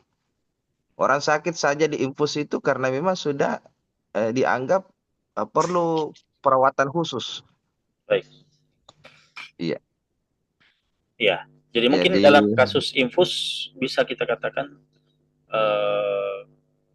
hampir semua kasus ya, atau Iya, sebagian besar kalau tidak semua itu membatalkan, ya.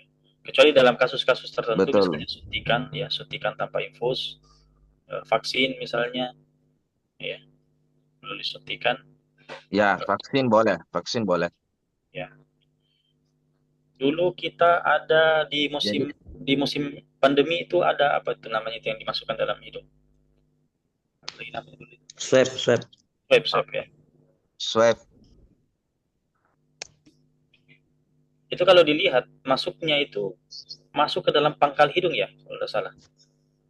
Sampai ke pangkal hidung kalau tidak salah. Bukan cuma di bagian depan, dia sampai di dalam ya. Kan di dalam rongga ini ada yang menghubungkan antara rongga mulut dan rongga hidung kan di dalam. Dan swab kalau tidak salah itu sampai ke pangkal itu. Nah, ini bisa membatalkan juga. ya, boleh saya apa namanya, Stas ya, Ya, sampaikan sedikit tentang swab. Ini juga tergantung dari apa namanya, ini juga tergantung dari perawatnya atau tim medisnya yang melakukan mengambil sampel seperti itu. baik. Kalau dia kalau dia mengikuti sampai ke pangkal hidung, ini yang salah sebenarnya. Pengambilan swab itu hanya sebatas sampel yang terindikasi adanya virus di bagian hidung. Bagian luar, Jadi luar ya. di bagian hidung itu adalah yang melewati bulu sedikit. Ya, itu ada bulu hidung kan? Oke, oke. Itu melewati bulu sedikit itu. Itu pengambilannya. Jadi tidak sampai naik ke, sebenarnya tidak boleh sampai naik ke sini nih. Gitu ya. Uh, ya, itu uh, aturan secara medis sebenarnya.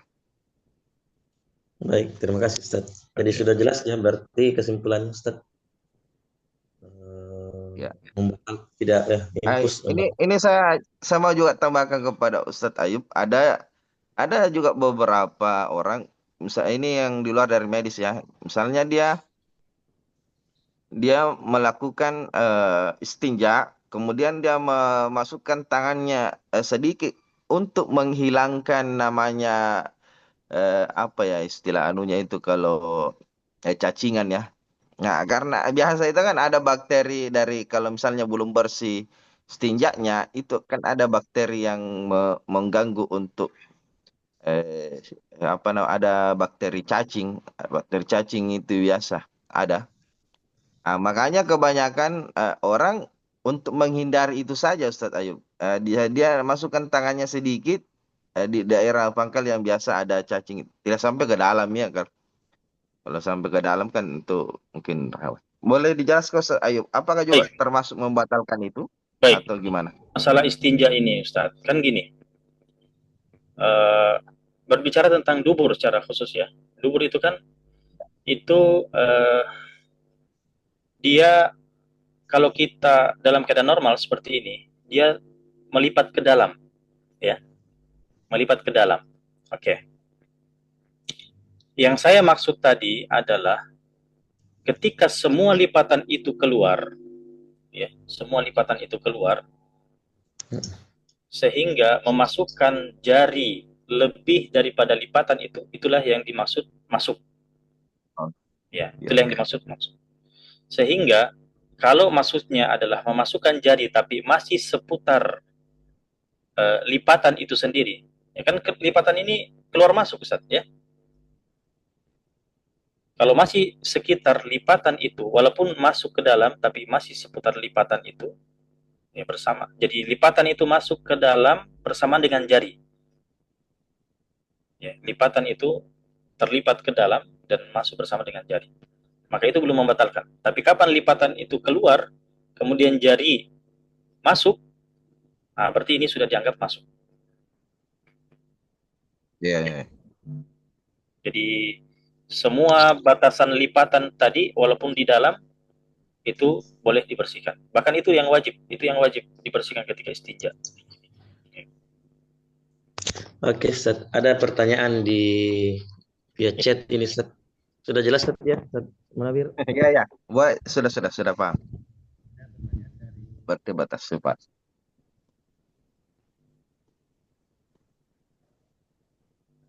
Tidak kedengaran suara atau Ustaz Yusuf? Ya, Sudah kedengaran Ustaz? Ya, ya. iya. Diulang dulu, diulang. Tes, tes, tes. Ya, baru kedengaran ini. Oke. Baik, ini ada pertanyaan dari Ustadz Irham, Ustaz, dari Pak Ketua. Beliau bertanya, kalau kita memenuhi syarat sebagai musafir di bulan Ramadan, yang mana yang lebih afdol? Tetap berpuasa atau tidak berpuasa? Kemudian pertanyaan dari Ustadz Rahmat, mungkin bisa dijelaskan Ustadz terkait tadi 4-5 lubang itu, sampai mana sih batasnya sebenarnya, khususnya untuk yang korek-korek telinga sama mobil itu Ustadz. Sampai di mana batas yang bisa dikorek-korek sebenarnya itu Ustadz, dari Ustadz Rahmat itu. Silakan Ustadz. Ini penanya-penanya semua yang bisa menjawab pertanyaan sendiri. Insya Allah. Baik, tadi kalau untuk masalah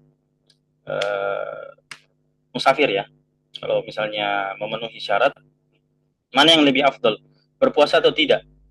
Nah ini memang kalau dalam mazhab Syafi'i itu tergantung keadaan. Kalau mampu berpuasa itu lebih afdol, kalau tidak mampu maka berbuka lebih afdol. Jadi itu relatif. Kalau dalam mazhab Syafi'i itu kembalikan kepada kemampuan ya. Apa namanya? Orang yang berpuasa. Ya. Jadi itu Ustaz. Kemudian pertanyaan kedua tadi gimana? Batasan untuk bisa dikorek-korek telinga ketika berpuasa Ustaz. Oh iya, batasan rongga telinga ya, membatalkan puasa. Rongga hidung. Kalau rongga hidung tadi saya sudah sebutkan, pangkal hidung di dalam, itu sudah membatalkan itu. Tapi kalau yang sebutkan Ustadz Munawir tadi bagian luar saja, ya tidak sampai pangkal, itu tidak masalah. Jadi ngupil, sekedar ngupil, enggak. Yang jadi masalah ini adalah apa namanya, korek-korek telinga ya. Nah telinga ini bagian dalam yang dimaksud dengan al-jauf, al-jauf dengan pada telinga ini yang mana sebetulnya? Ya. Yang dimaksud dengan jauf dalam telinga di sini adalah yang tidak terlihat lagi. Ya, disebutkan oleh ulama Syafi'i yang tidak terlihat lagi. Kalau kita lihat dari luar, bagian yang tidak terlihat kalau sampai di situ korekannya, berarti itu sudah membatalkan. Ya, Ya, betul Ustaz. Itu sudah membatalkan. Saya setuju. nah. Masih ada? Jadi mungkin begini Ustaz, saya tambahkan bahwa bagian dari ketiruan. Ya, gimana? Kalau sikat gigi pakai pasta Ustaz, apakah bisa membatalkan puasa? Apakah membatalkan puasa pakai odol ya? Ya kalau ditelan batal ya. Ya, betul. Kalau ditelan batal. Tapi kalau tidak ditelan, cuma di mulut saja, ya, itu makruh hukumnya. Makruh. Makanya kalau mau sikat gigi ya sikat gigi memang pakai odol, pakai sebelum ini ya, sebelum azan ya sikat gigi memang. Tapi kalau tidak pakai odol, pakai sikat saja tanpa odol atau siwak ya, siwak ini boleh sampai sebelum masuk zuhur. Boleh sampai sebelum masuk zuhur. Makruhnya kapan? Makruhnya ketika masuk waktu zuhur. Ya, di situ sudah makruh. Bahkan siwak sekalipun yang tanpa odol itu apa namanya? Makruh di situ. Tapi untuk pakai odol sendiri makruh sejak azan itu sudah makruh. Kenapa? Karena ada rasa. Dia sama dengan mencicipi makanan. Mencicipi makanan itu ada rasa, itu hukumnya makruh. Ya. Tapi kalau sampai ditelan itu bisa membatalkan puasa. Ya. Mohon maaf Ustaz, ada juga mengenai masalah odol itu, ada juga ulama yang berbeda pendapat tentang odol. Kenapa saya katakan demikian? Karena odol itu tidak mengandung unsur bahan pokok atau bahan makanan. Nah, jadi dia termasuk kategori unsur pembersih. Seperti Baik. sabun, dia mengandung unsur itu. Baik. Jadi sebetulnya intinya di sini bukan unsur makan atau tidak. Dia kembali pada rasa, Ustaz. Intinya pada rasa itu. Karena tadi ketika membahas tentang pembatal-pembatal kan kita katakan ain. Ain artinya sesuatu. Terlepas dia makan atau bukan. Ya. Jadi gitu.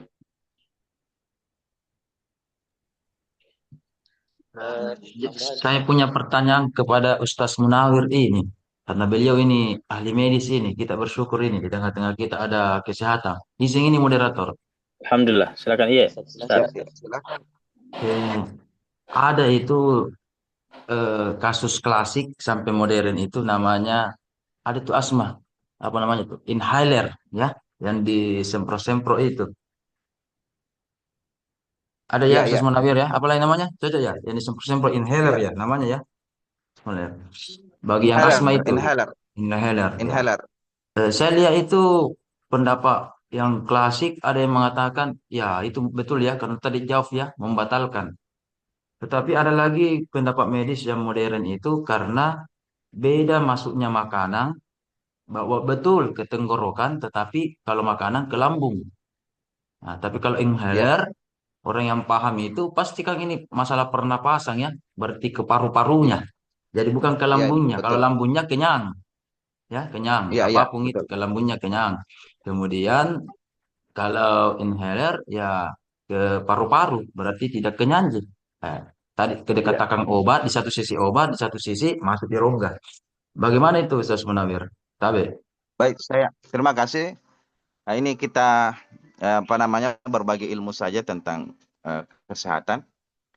Inhaler itu adalah eh, eh, oksigen, semacam oksigen yang memiliki kandungan oksigen yang di dalamnya terdapat kandungan obat. Nah, jadi ada di dalamnya kandungan obat yang bisa menyembuhkan ataupun membuka rongga paru-paru sehingga dia bisa kembali untuk bernafas. Nah, di dalam ilmu medis, orang yang memiliki asma atau sesak napas itu karena paru-paru yang di dalam sebagai fungsi utama pernapasan manusia itu sudah terganggu. Nah, jadi ketika dianjurkan untuk di dunia kedokteran menggunakan inhaler untuk bisa kembali dalam bernapas, maka kalau menurut saya orang medis itu dibolehkan karena untuk menyelamatkan untuk menyelamatkan dirinya, ya. Karena kenapa, Ustaz? Karena orang yang asma itu sama dengan orang yang sesak napas. Jadi dia apa namanya? Jadi dia kesulitan untuk bernapas. Nah, terganggu. Jadi dia perlu bantuan untuk bernapas. Ya. Jadi inhaler, kalau misalnya mau ditanyakan kandungan inhaler itu apa? Kandungan inhaler itu adalah oksigen O2 sama yang kita hirup. Sama sebenarnya yang kita hirup kandungan. Tapi dia dimasukkan di dalam bentuk inhaler.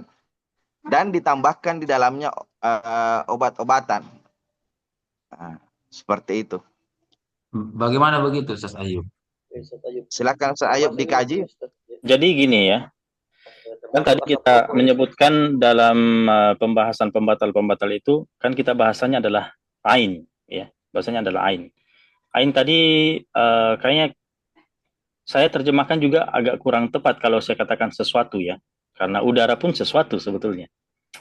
Apa ya kira-kira terjemahan ain itu lebih tepat? Benda mungkin ya. Benda. Ya. Benda.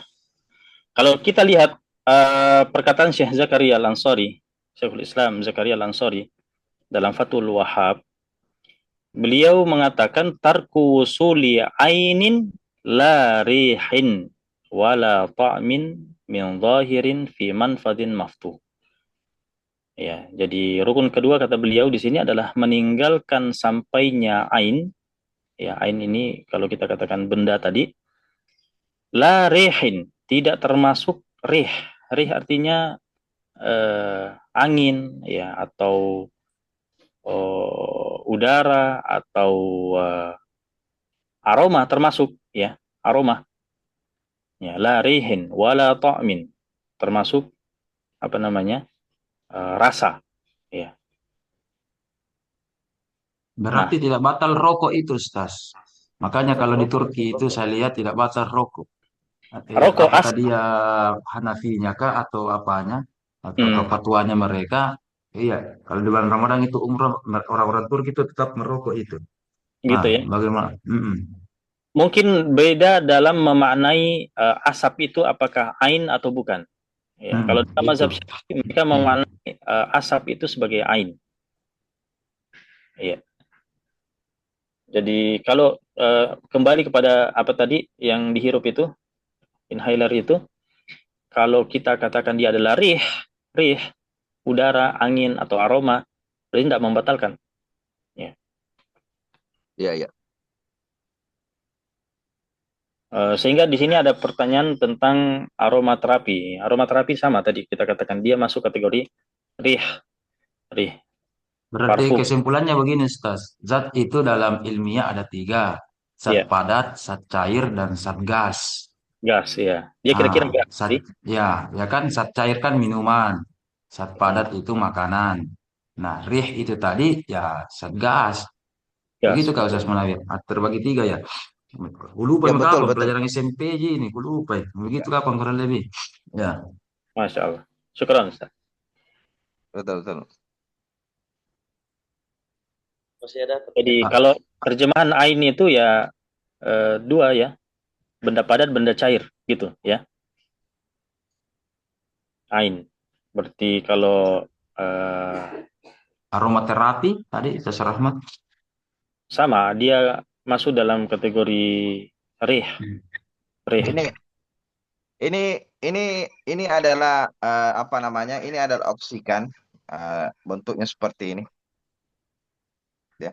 Hmm. Ini adalah oksigen. Jadi bisa disemprot ke mulut seseorang, tapi ini tidak mengandung obat, hanya O2 biasa. Murni ya. Hmm. Ya, ini murni, ini untuk apa namanya? Ini untuk mengobati yang sementara olahraga, yang tiba-tiba mungkin kelelahan, eh, untuk membantu udara masuk. Jadi bukan lewat mulut ke mulut. Jadi sudah ada canggih eh, obat ini namanya oksigen. Oksigen ini mereknya, kandungannya itu adalah oksigen. Oke. Ya Sudah kalau itu sama. kan murni Ustaz ya, murni. Kalau inhaler itu obatnya itu zat apa itu Ustaz? Zat cair, zat apa? Nah, Ataukah ada itu padat? betul Dalam itu bentuk yang apa itu perlu obatnya? Hmm. betul itu yang menyertai yang menyertai oksigen itu yang ada dalam inhaler itu yang harus di situ yang itu yang menjadi titik pembahasannya itu apakah Ya, masuk air atau tidak. jadi inhaler itu ada obat kandungan semacam zat zat cair, ya, zat cair sama dengan yang disuntikkan kepada orang misalnya paracetamol. Paracetamol kan ada injeksinya cair.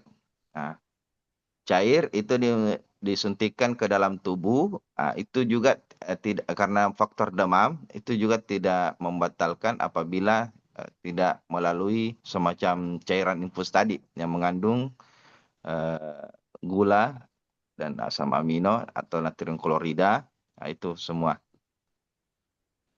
Nah, ini juga perlu kita bahas. Apakah kalau misalnya oksigen yang sudah tidak murni yang memiliki kandungan obat, apakah termasuk membatalkan puasa? Kalau misalnya dia termasuk membatalkan puasa, berarti orang yang memiliki penyakit asma itu, Ustadz, ya, dia sudah masuk kategori ini. Kategori apa? Kategori yang kayak orang yang tidak dibolehkan untuk berpuasa. Orientasinya begini Ustaz. Nah, Betul, dulu ulama kita rongga-rongga ya, banyak lubang-lubang ya. Nah, saya ingin tanya Ya, Ustaz Munawir, kalau ada sesuatu benda masuk lewat mulut, lewat hidung, lewat telinga, apakah pasti itu tembusannya ke lambung sehingga mempengaruhi kenyang, tidak, ya kan, dahaga, tidak kita. Nah, pastikah? Kalau misalkan secara umum pasti, oke. Tetapi ketika misalkan kasuistik, inhaler itu ternyata tadi dikatakan membuka rongga paru-paru secara otomatis. Dan ini kan ahli ya. Bila kalau kita tidak ya, tahu menyemprot, baru-baru mesemprot ini, saya misalkan alhamdulillah tidak asmaji, kemudian pakai ya. inhaler, tidak tahu mungkin caranya, baru pertama kali mungkin langsung masuk ke lambung saya. Atau Ah, bagaimana? Tidak tahu saya baik, caranya ya. Atau baik. apakah langsung juga masuk ke paru-paru. Nah, itu kita dikatakan tadi, apakah semua yang langsung terterang lewat tenggorokan, melalui jalur mulut, melalui jalur apa tadi, hidung, telinga, pasti nanti lari-larinya ke lambung, atau memungkinkan ke arah lain, atau memang tercabang, atau bagaimana? Bagaimana itu, Ustaz Munawir? Baik. Terima kasih, Pak Ketua Ustaz Irham. Semua jenis makanan ataupun yang masuk lewat tenggorokan, itu Hidung, pasti telinga. itu pasti langsung itu pasti langsung turun ke lambung. Yang Hmm. melalui hidung dan telinga itu tidak pasti turun ke lambung. Nah, jadi itu tidak pasti turun ke lambung. Tetapi secara rongga, ini kita berbicara rongga ya. Kalau kita melihat gambar rongga, struktur rongga manusia, adalah yang langsung ke lambung itu adalah yang melalui tenggorokan karena ada dua katup di dalamnya. Nah, itu yang langsung turun ke lambung. Makanan yang kita makan, kita kunyah itu langsung turun ke lambung. Nah, terus yang inhaler yang saya maksud tadi itu tidak langsung turun ke lambung, akan tetapi dia hinggap di sekitar paru-paru. Jadi dia semacam semprot. Jadi dia melayang-layang di sekitar paru-paru. Ketika dia disemprotkan masuk, itu akan ketika dia bernapas, semua pernapasan itu pasti tersimpan di paru-paru. Nah, ketika kita ini manusia bernapas, itu kan tidak langsung ke lambung, dia di paru-paru fungsinya. Nah, Jadi sama dengan dipastikan itu inhaler, inhaler, ketika jadi bisa kita pastikan ya secara medis saja, inhaler itu ya tidak secara masuk medis satu tetes atau satu satu apapun gitu ke lambung. Kalau inhaler tidak, pasti 100% di tidak. Dia paru-paru. dia pasti 100% dia paru-paru. Iya. Tadi ada dikatakan dua katup ya Ustaz di tenggorokan, satu ke arah lambung, satu ke arah mana? Ya, ya ini ya apa? Ketika satu yang ke lambung, satu yang misalnya ini yang orang biasa keselak itu. Ah, Hmm. Kemana itu apalagi ujung-ujungnya? istilahnya itu orang kalau kalau misalnya itulah kenapa orang dilarang pada saat makan berbicara, takutnya itu yang masuk ke ini ke paru-paru. Jadi dua katup. Ah, Satu langsung turun ke ke lambung, satu yang ke paru-paru. Itu makanya kita dilarang untuk pada saat makan bernapas, pada saat minum bernapas. Karena ketika itu dilakukan, dia akan larinya ke paru-paru. Makanan itu bukan turun ke lambung, tapi dia menuju ke paru-paru. Seperti itu, Ustaz.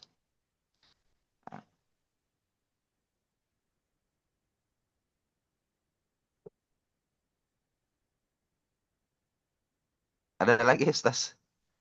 ya ya ya betul itu harus kita ini ulama dengan pakar ini, pakar medis, pakar apa harus memang berkolaborasi dalam berfatwa dan seterusnya ya. Iya. Betul. Silakan silakan lanjut. Kalau belum belum Masih ada ada yang ini. lain, ada sedikit yang ingin saya sampaikan, tetapi lanjut nih dulu. Ustaz Irfan ini. Ini ada pertanyaan. Ada sebelum saya masuk ke pertanyaan Ustadz Irfan, ada sedikit tadi sempat disinggung berkaitan dengan rongga-rongga masuk ke dalam tubuh ya, dan apa yang masuk. saya tarik dari awal dulu. Jadi namanya ibadah itu ada dua ya. Ada yang makulatul makna, ada yang gairu makulatil makna. Atau istilah lainnya, ada yang ta'abbudi, ya, ada yang mu'allal, artinya ada ilatnya. Nah, puasa ini apakah masuk dalam kategori yang mana ini puasa ini kira-kira? Puasa ini masuk dalam kategori ta'abbudi, dalam mazhab Syafi'i ta'abbudi. Bukan ta'akuli yang ada makulatul maknanya, yang kita ketahui maknanya, maksudnya dan seterusnya. Baik. Nah, kalau dia adalah ta'abbudi, makanya kalau dalam pembahasan puasa ini berbicara tentang pembatalnya, itu dari awal mazhab Syafi'i mengatakan bahwa yang masuk ke dalam tubuh itu dia sifatnya makanan kah, bukan makanan kah, ya. Pokoknya makanya mereka bahasakan ain, mau dia makanan atau bukan makanan. Mau dia masuk dalam lambung mengenyangkan atau tidak. Ya, makanya mereka katakan rongga kepala pun, ya kan telinga ini kalau dari kalau mohon maaf saya mungkin bisa diluruskan Ustadz Munawir kalau salah, keliru. Rongga telinga ini nampaknya tidak ada saluran langsung ke lambung ya, dia masuknya ke kepala. Ya, makanya mereka mengatakan rongga kepala pun masuknya sesuatu ke dalam itu apa namanya? Dia tetap membatalkan, bukan masalah urusan kenyang tidak kenyangnya. Ini adalah masuknya sesuatu itu intinya. Makanya dalam mazhab Syafi'i ada satu kasus itu, misalnya orang ditikam ya, ditikam pakai pisau, ya. Nah ini apakah membatalkan puasanya atau tidak ini? Dari segi teori saja ini kita berbicara teori ya. Nah, makanya ulama Syafi'i mengatakan dilihat tikamannya itu di mana. Kalau tikamannya itu dari luar kemudian masuk ke dalam lambung, nah itu bisa membatalkan. Tapi kalau tikamannya di otot-otot yang lain, ya itu tidak. Jadi intinya di sini masuknya itu ke dalam rongga tubuh. Jadi itu sekedar tambahan saja. Pertanyaan Ustadz Irfan berkaitan dengan bagaimana hukumnya jika ada fakir miskin yang tidak mampu beli makan sahur, terus dia tidak berpuasa dengan alasan tidak mampu membeli makanan itu. Pertama, ini berkaitan dengan sahur. Apa hukum sahur sebetulnya dalam puasa? Puasa, hukum sahur itu hukumnya sunnah. Dia bukan wajib, dia bukan rukun. Makanya tadi dalam rukun-rukun ini tidak ada rukun sahur ya. Artinya seorang itu kalau mau tanpa sahur sekalipun puasa bisa dan sah, ya sah. Jadi untuk dari segi kewajiban fakir miskin tadi tetap wajib berpuasa. Nah, masalah dia ternyata tidak mampu melanjutkan puasanya karena lapar, karena tidak mampu lagi, ya sudah, dia boleh berbuka dengan alasan itu. Ya, alasannya adalah tidak mampu, alasannya karena bisa berbahaya, bisa pingsan, bisa mati dan seterusnya. Nah, kita katakan silakan berbuka, tapi nanti di luar Ramadan ganti apa namanya? Ganti puasanya. Ya, jadi seperti itu. Jadi dari segi kewajiban tetap wajib, tapi dari segi yang lain puasa dari segi apa namanya? Apakah dia berbuka ini tergantung keadaan ya, tergantung keadaan. Ya, di sini ada solusi juga tadi disebutkan ada minum sahur saja. Nah, biasa juga pekerjaannya tukang, jadi katanya bisa buka. Ya betul. Termasuk tukang-tukang yang berat ya, tukang bangunan, tukang batu, tukang apa ya, apalagi kalau misalnya sudah masuk ke tukang tambang ya, masuk ke dalam perut bumi. Dilihat kalau dari segi kewajiban itu tetap wajib, awalnya wajib. Adapun dia melanjutkan puasanya atau berbuka itu dilihat keadaannya. Ya, dari segi kewajiban dia tetap wajib. Ya, masalah apakah masih bisa melanjutkan atau tidak, nah, dilihat keadaannya. Kalau memang berbahaya, kita katakan silakan berbuka. Ya. Karena keadaan ini kan tidak selamanya seperti itu. Ada orang yang tiba-tiba ya mampu karena dia semangat puasa, ya, atau dia tiba-tiba ketiduran, akhirnya buka setelah apa namanya, bangun setelah buka, ya kita katakan kan jadi puasanya seperti itu. Ya, Berarti Ustaz, tetap yang bekerja berat ini yang tukang tetap harus niat puasa di malam hari, Ustaz. iya betul, tetap niat, mereka tetap niat. Di sini ada lanjutan dari Ustadz Irfan, terus dia lupa mengganti puasa itu sampai datang bulan Ramadan, Ustadz. Lupa. 1 tahun lupa. Maksudnya Ustaz begini, eh, kayak tukang tadi, dia sudah tahu kalau tidak sanggup besok, jadi tidak memang berniat puasa atau memang tetap harus wajib berniat pada malam harinya itu sebagai tukang Hmm. misalnya, atau bagaimana Ustaz? Tetap wajib berniat, tetap wajib berniat. Masalah tidak mampunya itu relatif, ya. Dia tidak bisa pastikan bahwa besok saya tidak mampu. Besok baru Iya, iya. dilihat mampu atau tidak. Jangan tentukan malam harinya, ya, karena keadaan besok itu tidak jelas. Ya, bisa saja besok sejuk udara apa semua, kemudian dia bisa lanjutkan, kan gitu. Nah, ini masalah dia lupa mengganti puasanya sampai datang bulan Ramadan. Kalau ada kelalaian selama 1 tahun itu tidak mengganti puasanya, berarti datang bulan Ramadan berikutnya, karena lalai, maka dia ditambah fidyah, wajib fidyah. Berapa utangnya, tambah segitu fidyahnya. Itu karena ada kelalaian. Kalau memang ada uzur, memang sepanjang tahun itu sakit, atau memang murni lupa, tidak ada, ya, tidak pernah ingat, ya, maka itu uzur, semuanya uzur. Ya. Yang penting jangan pura-pura lupa atau malas. Baik, masih ada? Mungkin saya kira cukup Ustaz. Ini Kalau lebih belum, 2 ya jam. ada beberapa hal. Oh ya, tadi ada mau disampaikan, Pak Ketua. Betul, yang terima kasih Ustaz. Tadi betul niat awal itu begitu, Maliki Syafi'i. Tapi ya begitulah ulama-ulama kita, bahkan saya lihat itu An-Nawawi Al-Bantani, ya Syafi'i ya, kalau Nawawi Bantani ya, Ya, Ustaz. Al-Bajuri, Said Bai, siapa itu? Said Baisyan ya, kalau tidak salah. Ya, Said Ini Baisyan. bahkan itu kalau Imam Nawawi Bantun itu mengatakan bahkan ini sunnah, disunnahkan seperti Syafi'i. Dia mirip dengan Maliki ya, bahkan disuruh indana, dzalika indana. Jadi menurut di mazhab kami atau menurut kami dan seterusnya. Ada-ada saja begitu ya. Ya, Nah, itu mungkin antara taklid atau ijtihad pribadinya hal tersebut. Kalau di Nawawi Bantani kalau tidak salah itu ada itu kitabnya itu Nihayatuz Zain kalau tidak salah ya. ya, Ya, kalau ya, Al-Bajuri itu hasyianya itu, yang Asyafatul Qarib, ya. hasyianya ya, ya, yang ulama Mesir ini dan sebagainya.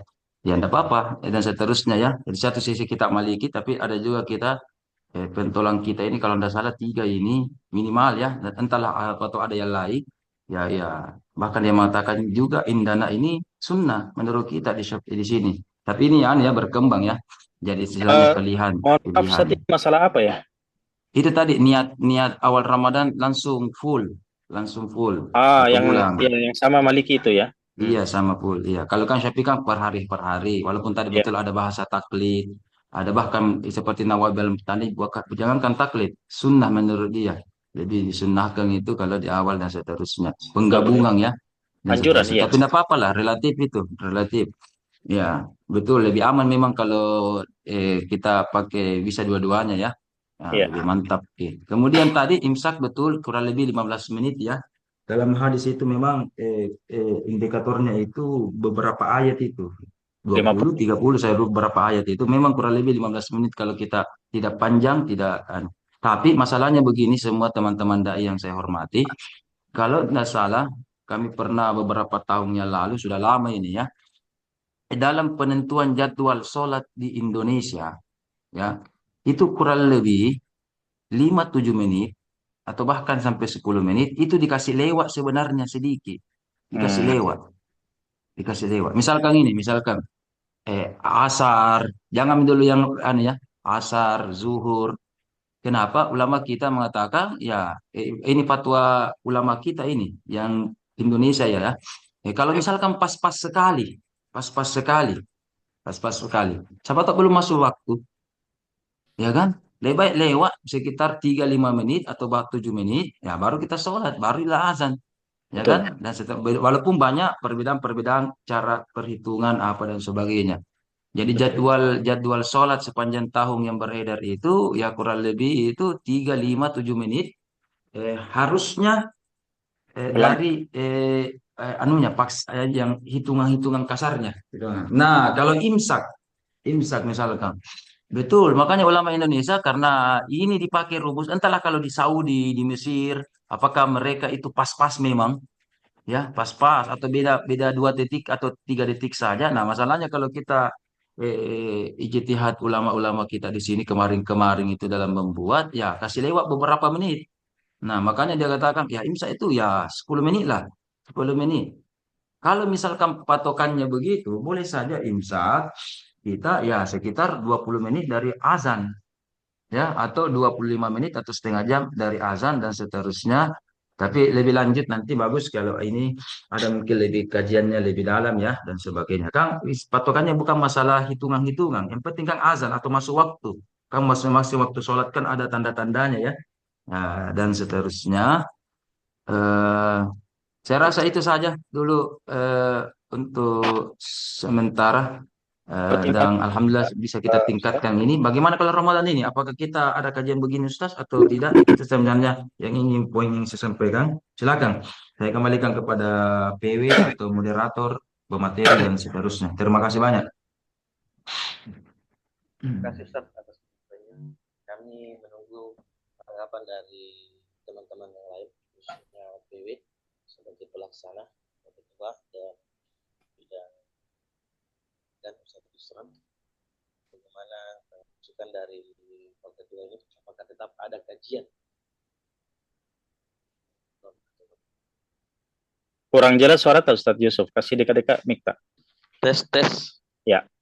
Baik, sebelum kita lari ke sana, Ustaz, mungkin ada baiknya kita tutup dulu kajian untuk keberkahan. Masih ada tahu ini kita. pertanyaan Ustaz Rahmat? Oh, masih ada, Ustaz. Iya. Oh, panjangin kalau beri pertanyaan. Terakhir ini ya, kita ambil saja. Oh iya. Terakhir masalah fidyah, Ustaz. Silakan. Ya. Sebelum tanggapan sebentar. Ukuran waktu ya. Ini ukuran fidyahnya atau ukuran waktunya ini? Kalau ukuran fidyahnya itu ya sebenarnya tidak cukup 1 liter. Cuma bahasa saya itu 1 liter supaya lebih aman ya. Satu so itu 0,8 liter. Tapi kalau kita bulatkan 1 liter itu lebih aman itu. Lebihnya itu kan termasuk sedekah. Kemudian sampai berapa tahun? Tidak ada batasnya kalau fidyah Ustaz. Tidak ada batasnya. Yang jelasnya kalau dia dari segi utang ya, dia akan menjadi tanggungan selama mampu untuk dilakukan. Kalau tidak mampu berarti dia tanggungan sebagai tanggungan dan nanti kewajibannya mengeluarkan ketika sudah mampu. Jadi tidak ada batas waktunya. Dia dilihat dari segi kemampuannya saja. Ya, tapi dari segi tanggungan tetap dia tanggung. Sudah menjadi tanggungannya. Bahkan kalau dia misalnya punya utang fidyah kemudian meninggal dunia, ya maka yang mengeluarkan fidyahnya itu adalah dari keluarganya. Ya. Bahkan bisa dari orang lain kalau misalnya keluarganya mengizinkan, ada orang lain kenalannya yang mau mengeluarkan fidyahnya, boleh. Ya. Dari usia balik sudah terhitung. Apanya ini? Kewajiban puasa, iya. Dari usia balik. Baik, sekira cukup Ustadz Yusuf. Baik, terima kasih Ustaz atas ilmunya yang sangat luar biasa. Mic-nya. Terima kasih Ustaz atas waktunya berbagi ilmu yang sangat luar biasa, khususnya berkenaan dengan fikih puasa sebelum menjelang masuknya bulan suci Ramadan. Mengingatkan kembali. Mungkin untuk demi keberkahan kajian kita di pagi hari ini, jalan siang. Ini kurang lebih berjalan lebih 2 jam ya. Kita tadi mulai itu jam 6 lewat 3 menit. Sekarang sudah jam 8 lewat 11 menit. Untuk lebih keberkahannya saya minta salah satu peserta untuk memimpin doa. Saya mungkin minta kesediaannya Ustadz Rahmat bisa Ya, memimpin Ustaz Rahmat doa di sini. untuk memimpin doa untuk keberkahan kita di bulan suci Ramadan. Sebelum kita ke tanggapan, apakah lanjutkan kajian sebelum masuk Ramadan? Silakan Ustaz Rahmat.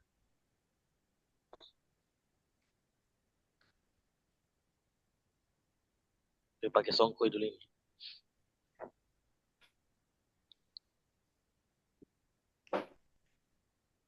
Ambil baju. Ustaz Rahmat.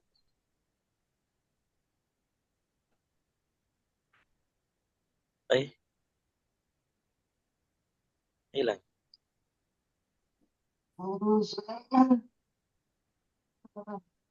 Mic-nya katanya bermasalah beliau. Ya, masa mau doa lewat chat? Bisa Ustaz Ustaz. Munawir saja. Ustaz Munawir. Ustaz Munawir.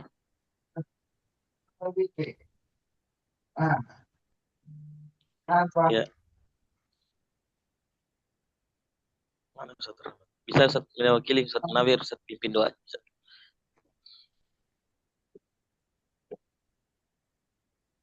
Atau Ustaz Asriani juga itu. Ustaz Irfan mau. Lagi ada Silakan Ustaz, bisa pimpin doa satu supaya lebih berkah kegiatan kita. Tidak ada. Ustaz Munawir, bisa tolong Ustaz pimpin doanya. Baik, terima kasih. A'udzubillahi minasyaitonirrajim. Bismillahirrahmanirrahim. Alhamdulillah rabbil alamin hamdan syakirin hamdan na'im hamdan yuafi wa yukafil mazidah. Ya Rabbana lakal hamdu kama yanbaghi li jalali wajhikal karim wa azmil sultanik. Allahumma salli wa sallim ala sayyidina Muhammadin wa ala alihi wa ashabihi ajma'in. Allahumma ghafirli wa liwalidayya warhamhuma kama rabbayani shaghira. Allahumma arinal haqqa haqqa warzuqna ittiba wa arinal batila batil warzuqna ijtinabah. Rabbana zalamna anfusana wa illam taghfir lana wa tarhamna lanakunanna minal khasirin. Rabbana atina fid dunya hasanah wa fil akhirati hasanah wa qina adzabannar. Wa sallallahu ala sayyidina Muhammadin wa ala alihi wa sahbihi ajma'in. Subhana rabbika rabbil izzati amma yasifun wa salamun alal mursalin walhamdulillahi rabbil alamin. Al-Fatihah. Baik, terima kasih teman-teman dai, Pak Ketua dan para PGIMI menyempatkan waktunya untuk ikut kajian ini. Mari kita tutup kajian kita di pagi hari ini baca hamdalah. Alhamdulillahirabbil majelis. Subhanakallahumma bihamdik asyhadu an la ilaha illa anta astaghfiruka wa atubu ilaik. Assalamualaikum warahmatullahi wabarakatuh. Kami dari host kembalikan kepada host untuk menanggapi masukan dari Pak Ketua. Silahkan saya kembalikan ke pengurus.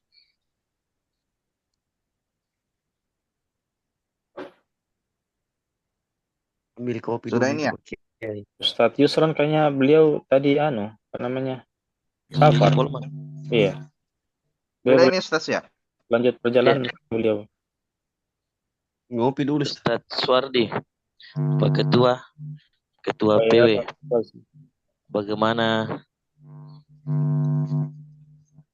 Apakah Intinya nanti jangan lupa ya untuk nanti kita akan perbanyak pembahasan nanti itu di referensi dai. oh iya bisa nanti dibahas di sana Ustaz. Ya. Itu nanti kita bahas juga kelanjutan kajian juga di sana. Kalau di sini ya masih kurang maksimal. Bisa juga sekarang rapat refreshing kalau mau Ustaz. Mumpung ada semua teman-teman ini. Mungkin ada panitia juga. Sekarang mumpung. Siapa pematerinya Ustaz? Bagaimana Sudah ada? teman-teman yang lain? Apa banyak gini kah yang hadir? Iya. 16 peserta ya kah? Yang mau saya tanyakan itu perlengkapannya Ustaz. Di Perlengkapan itu dapur. rekamannya Ustadz. Rekaman Untuk Ustadz Irfan, apa yang ingin ditanyakan bisa diulang?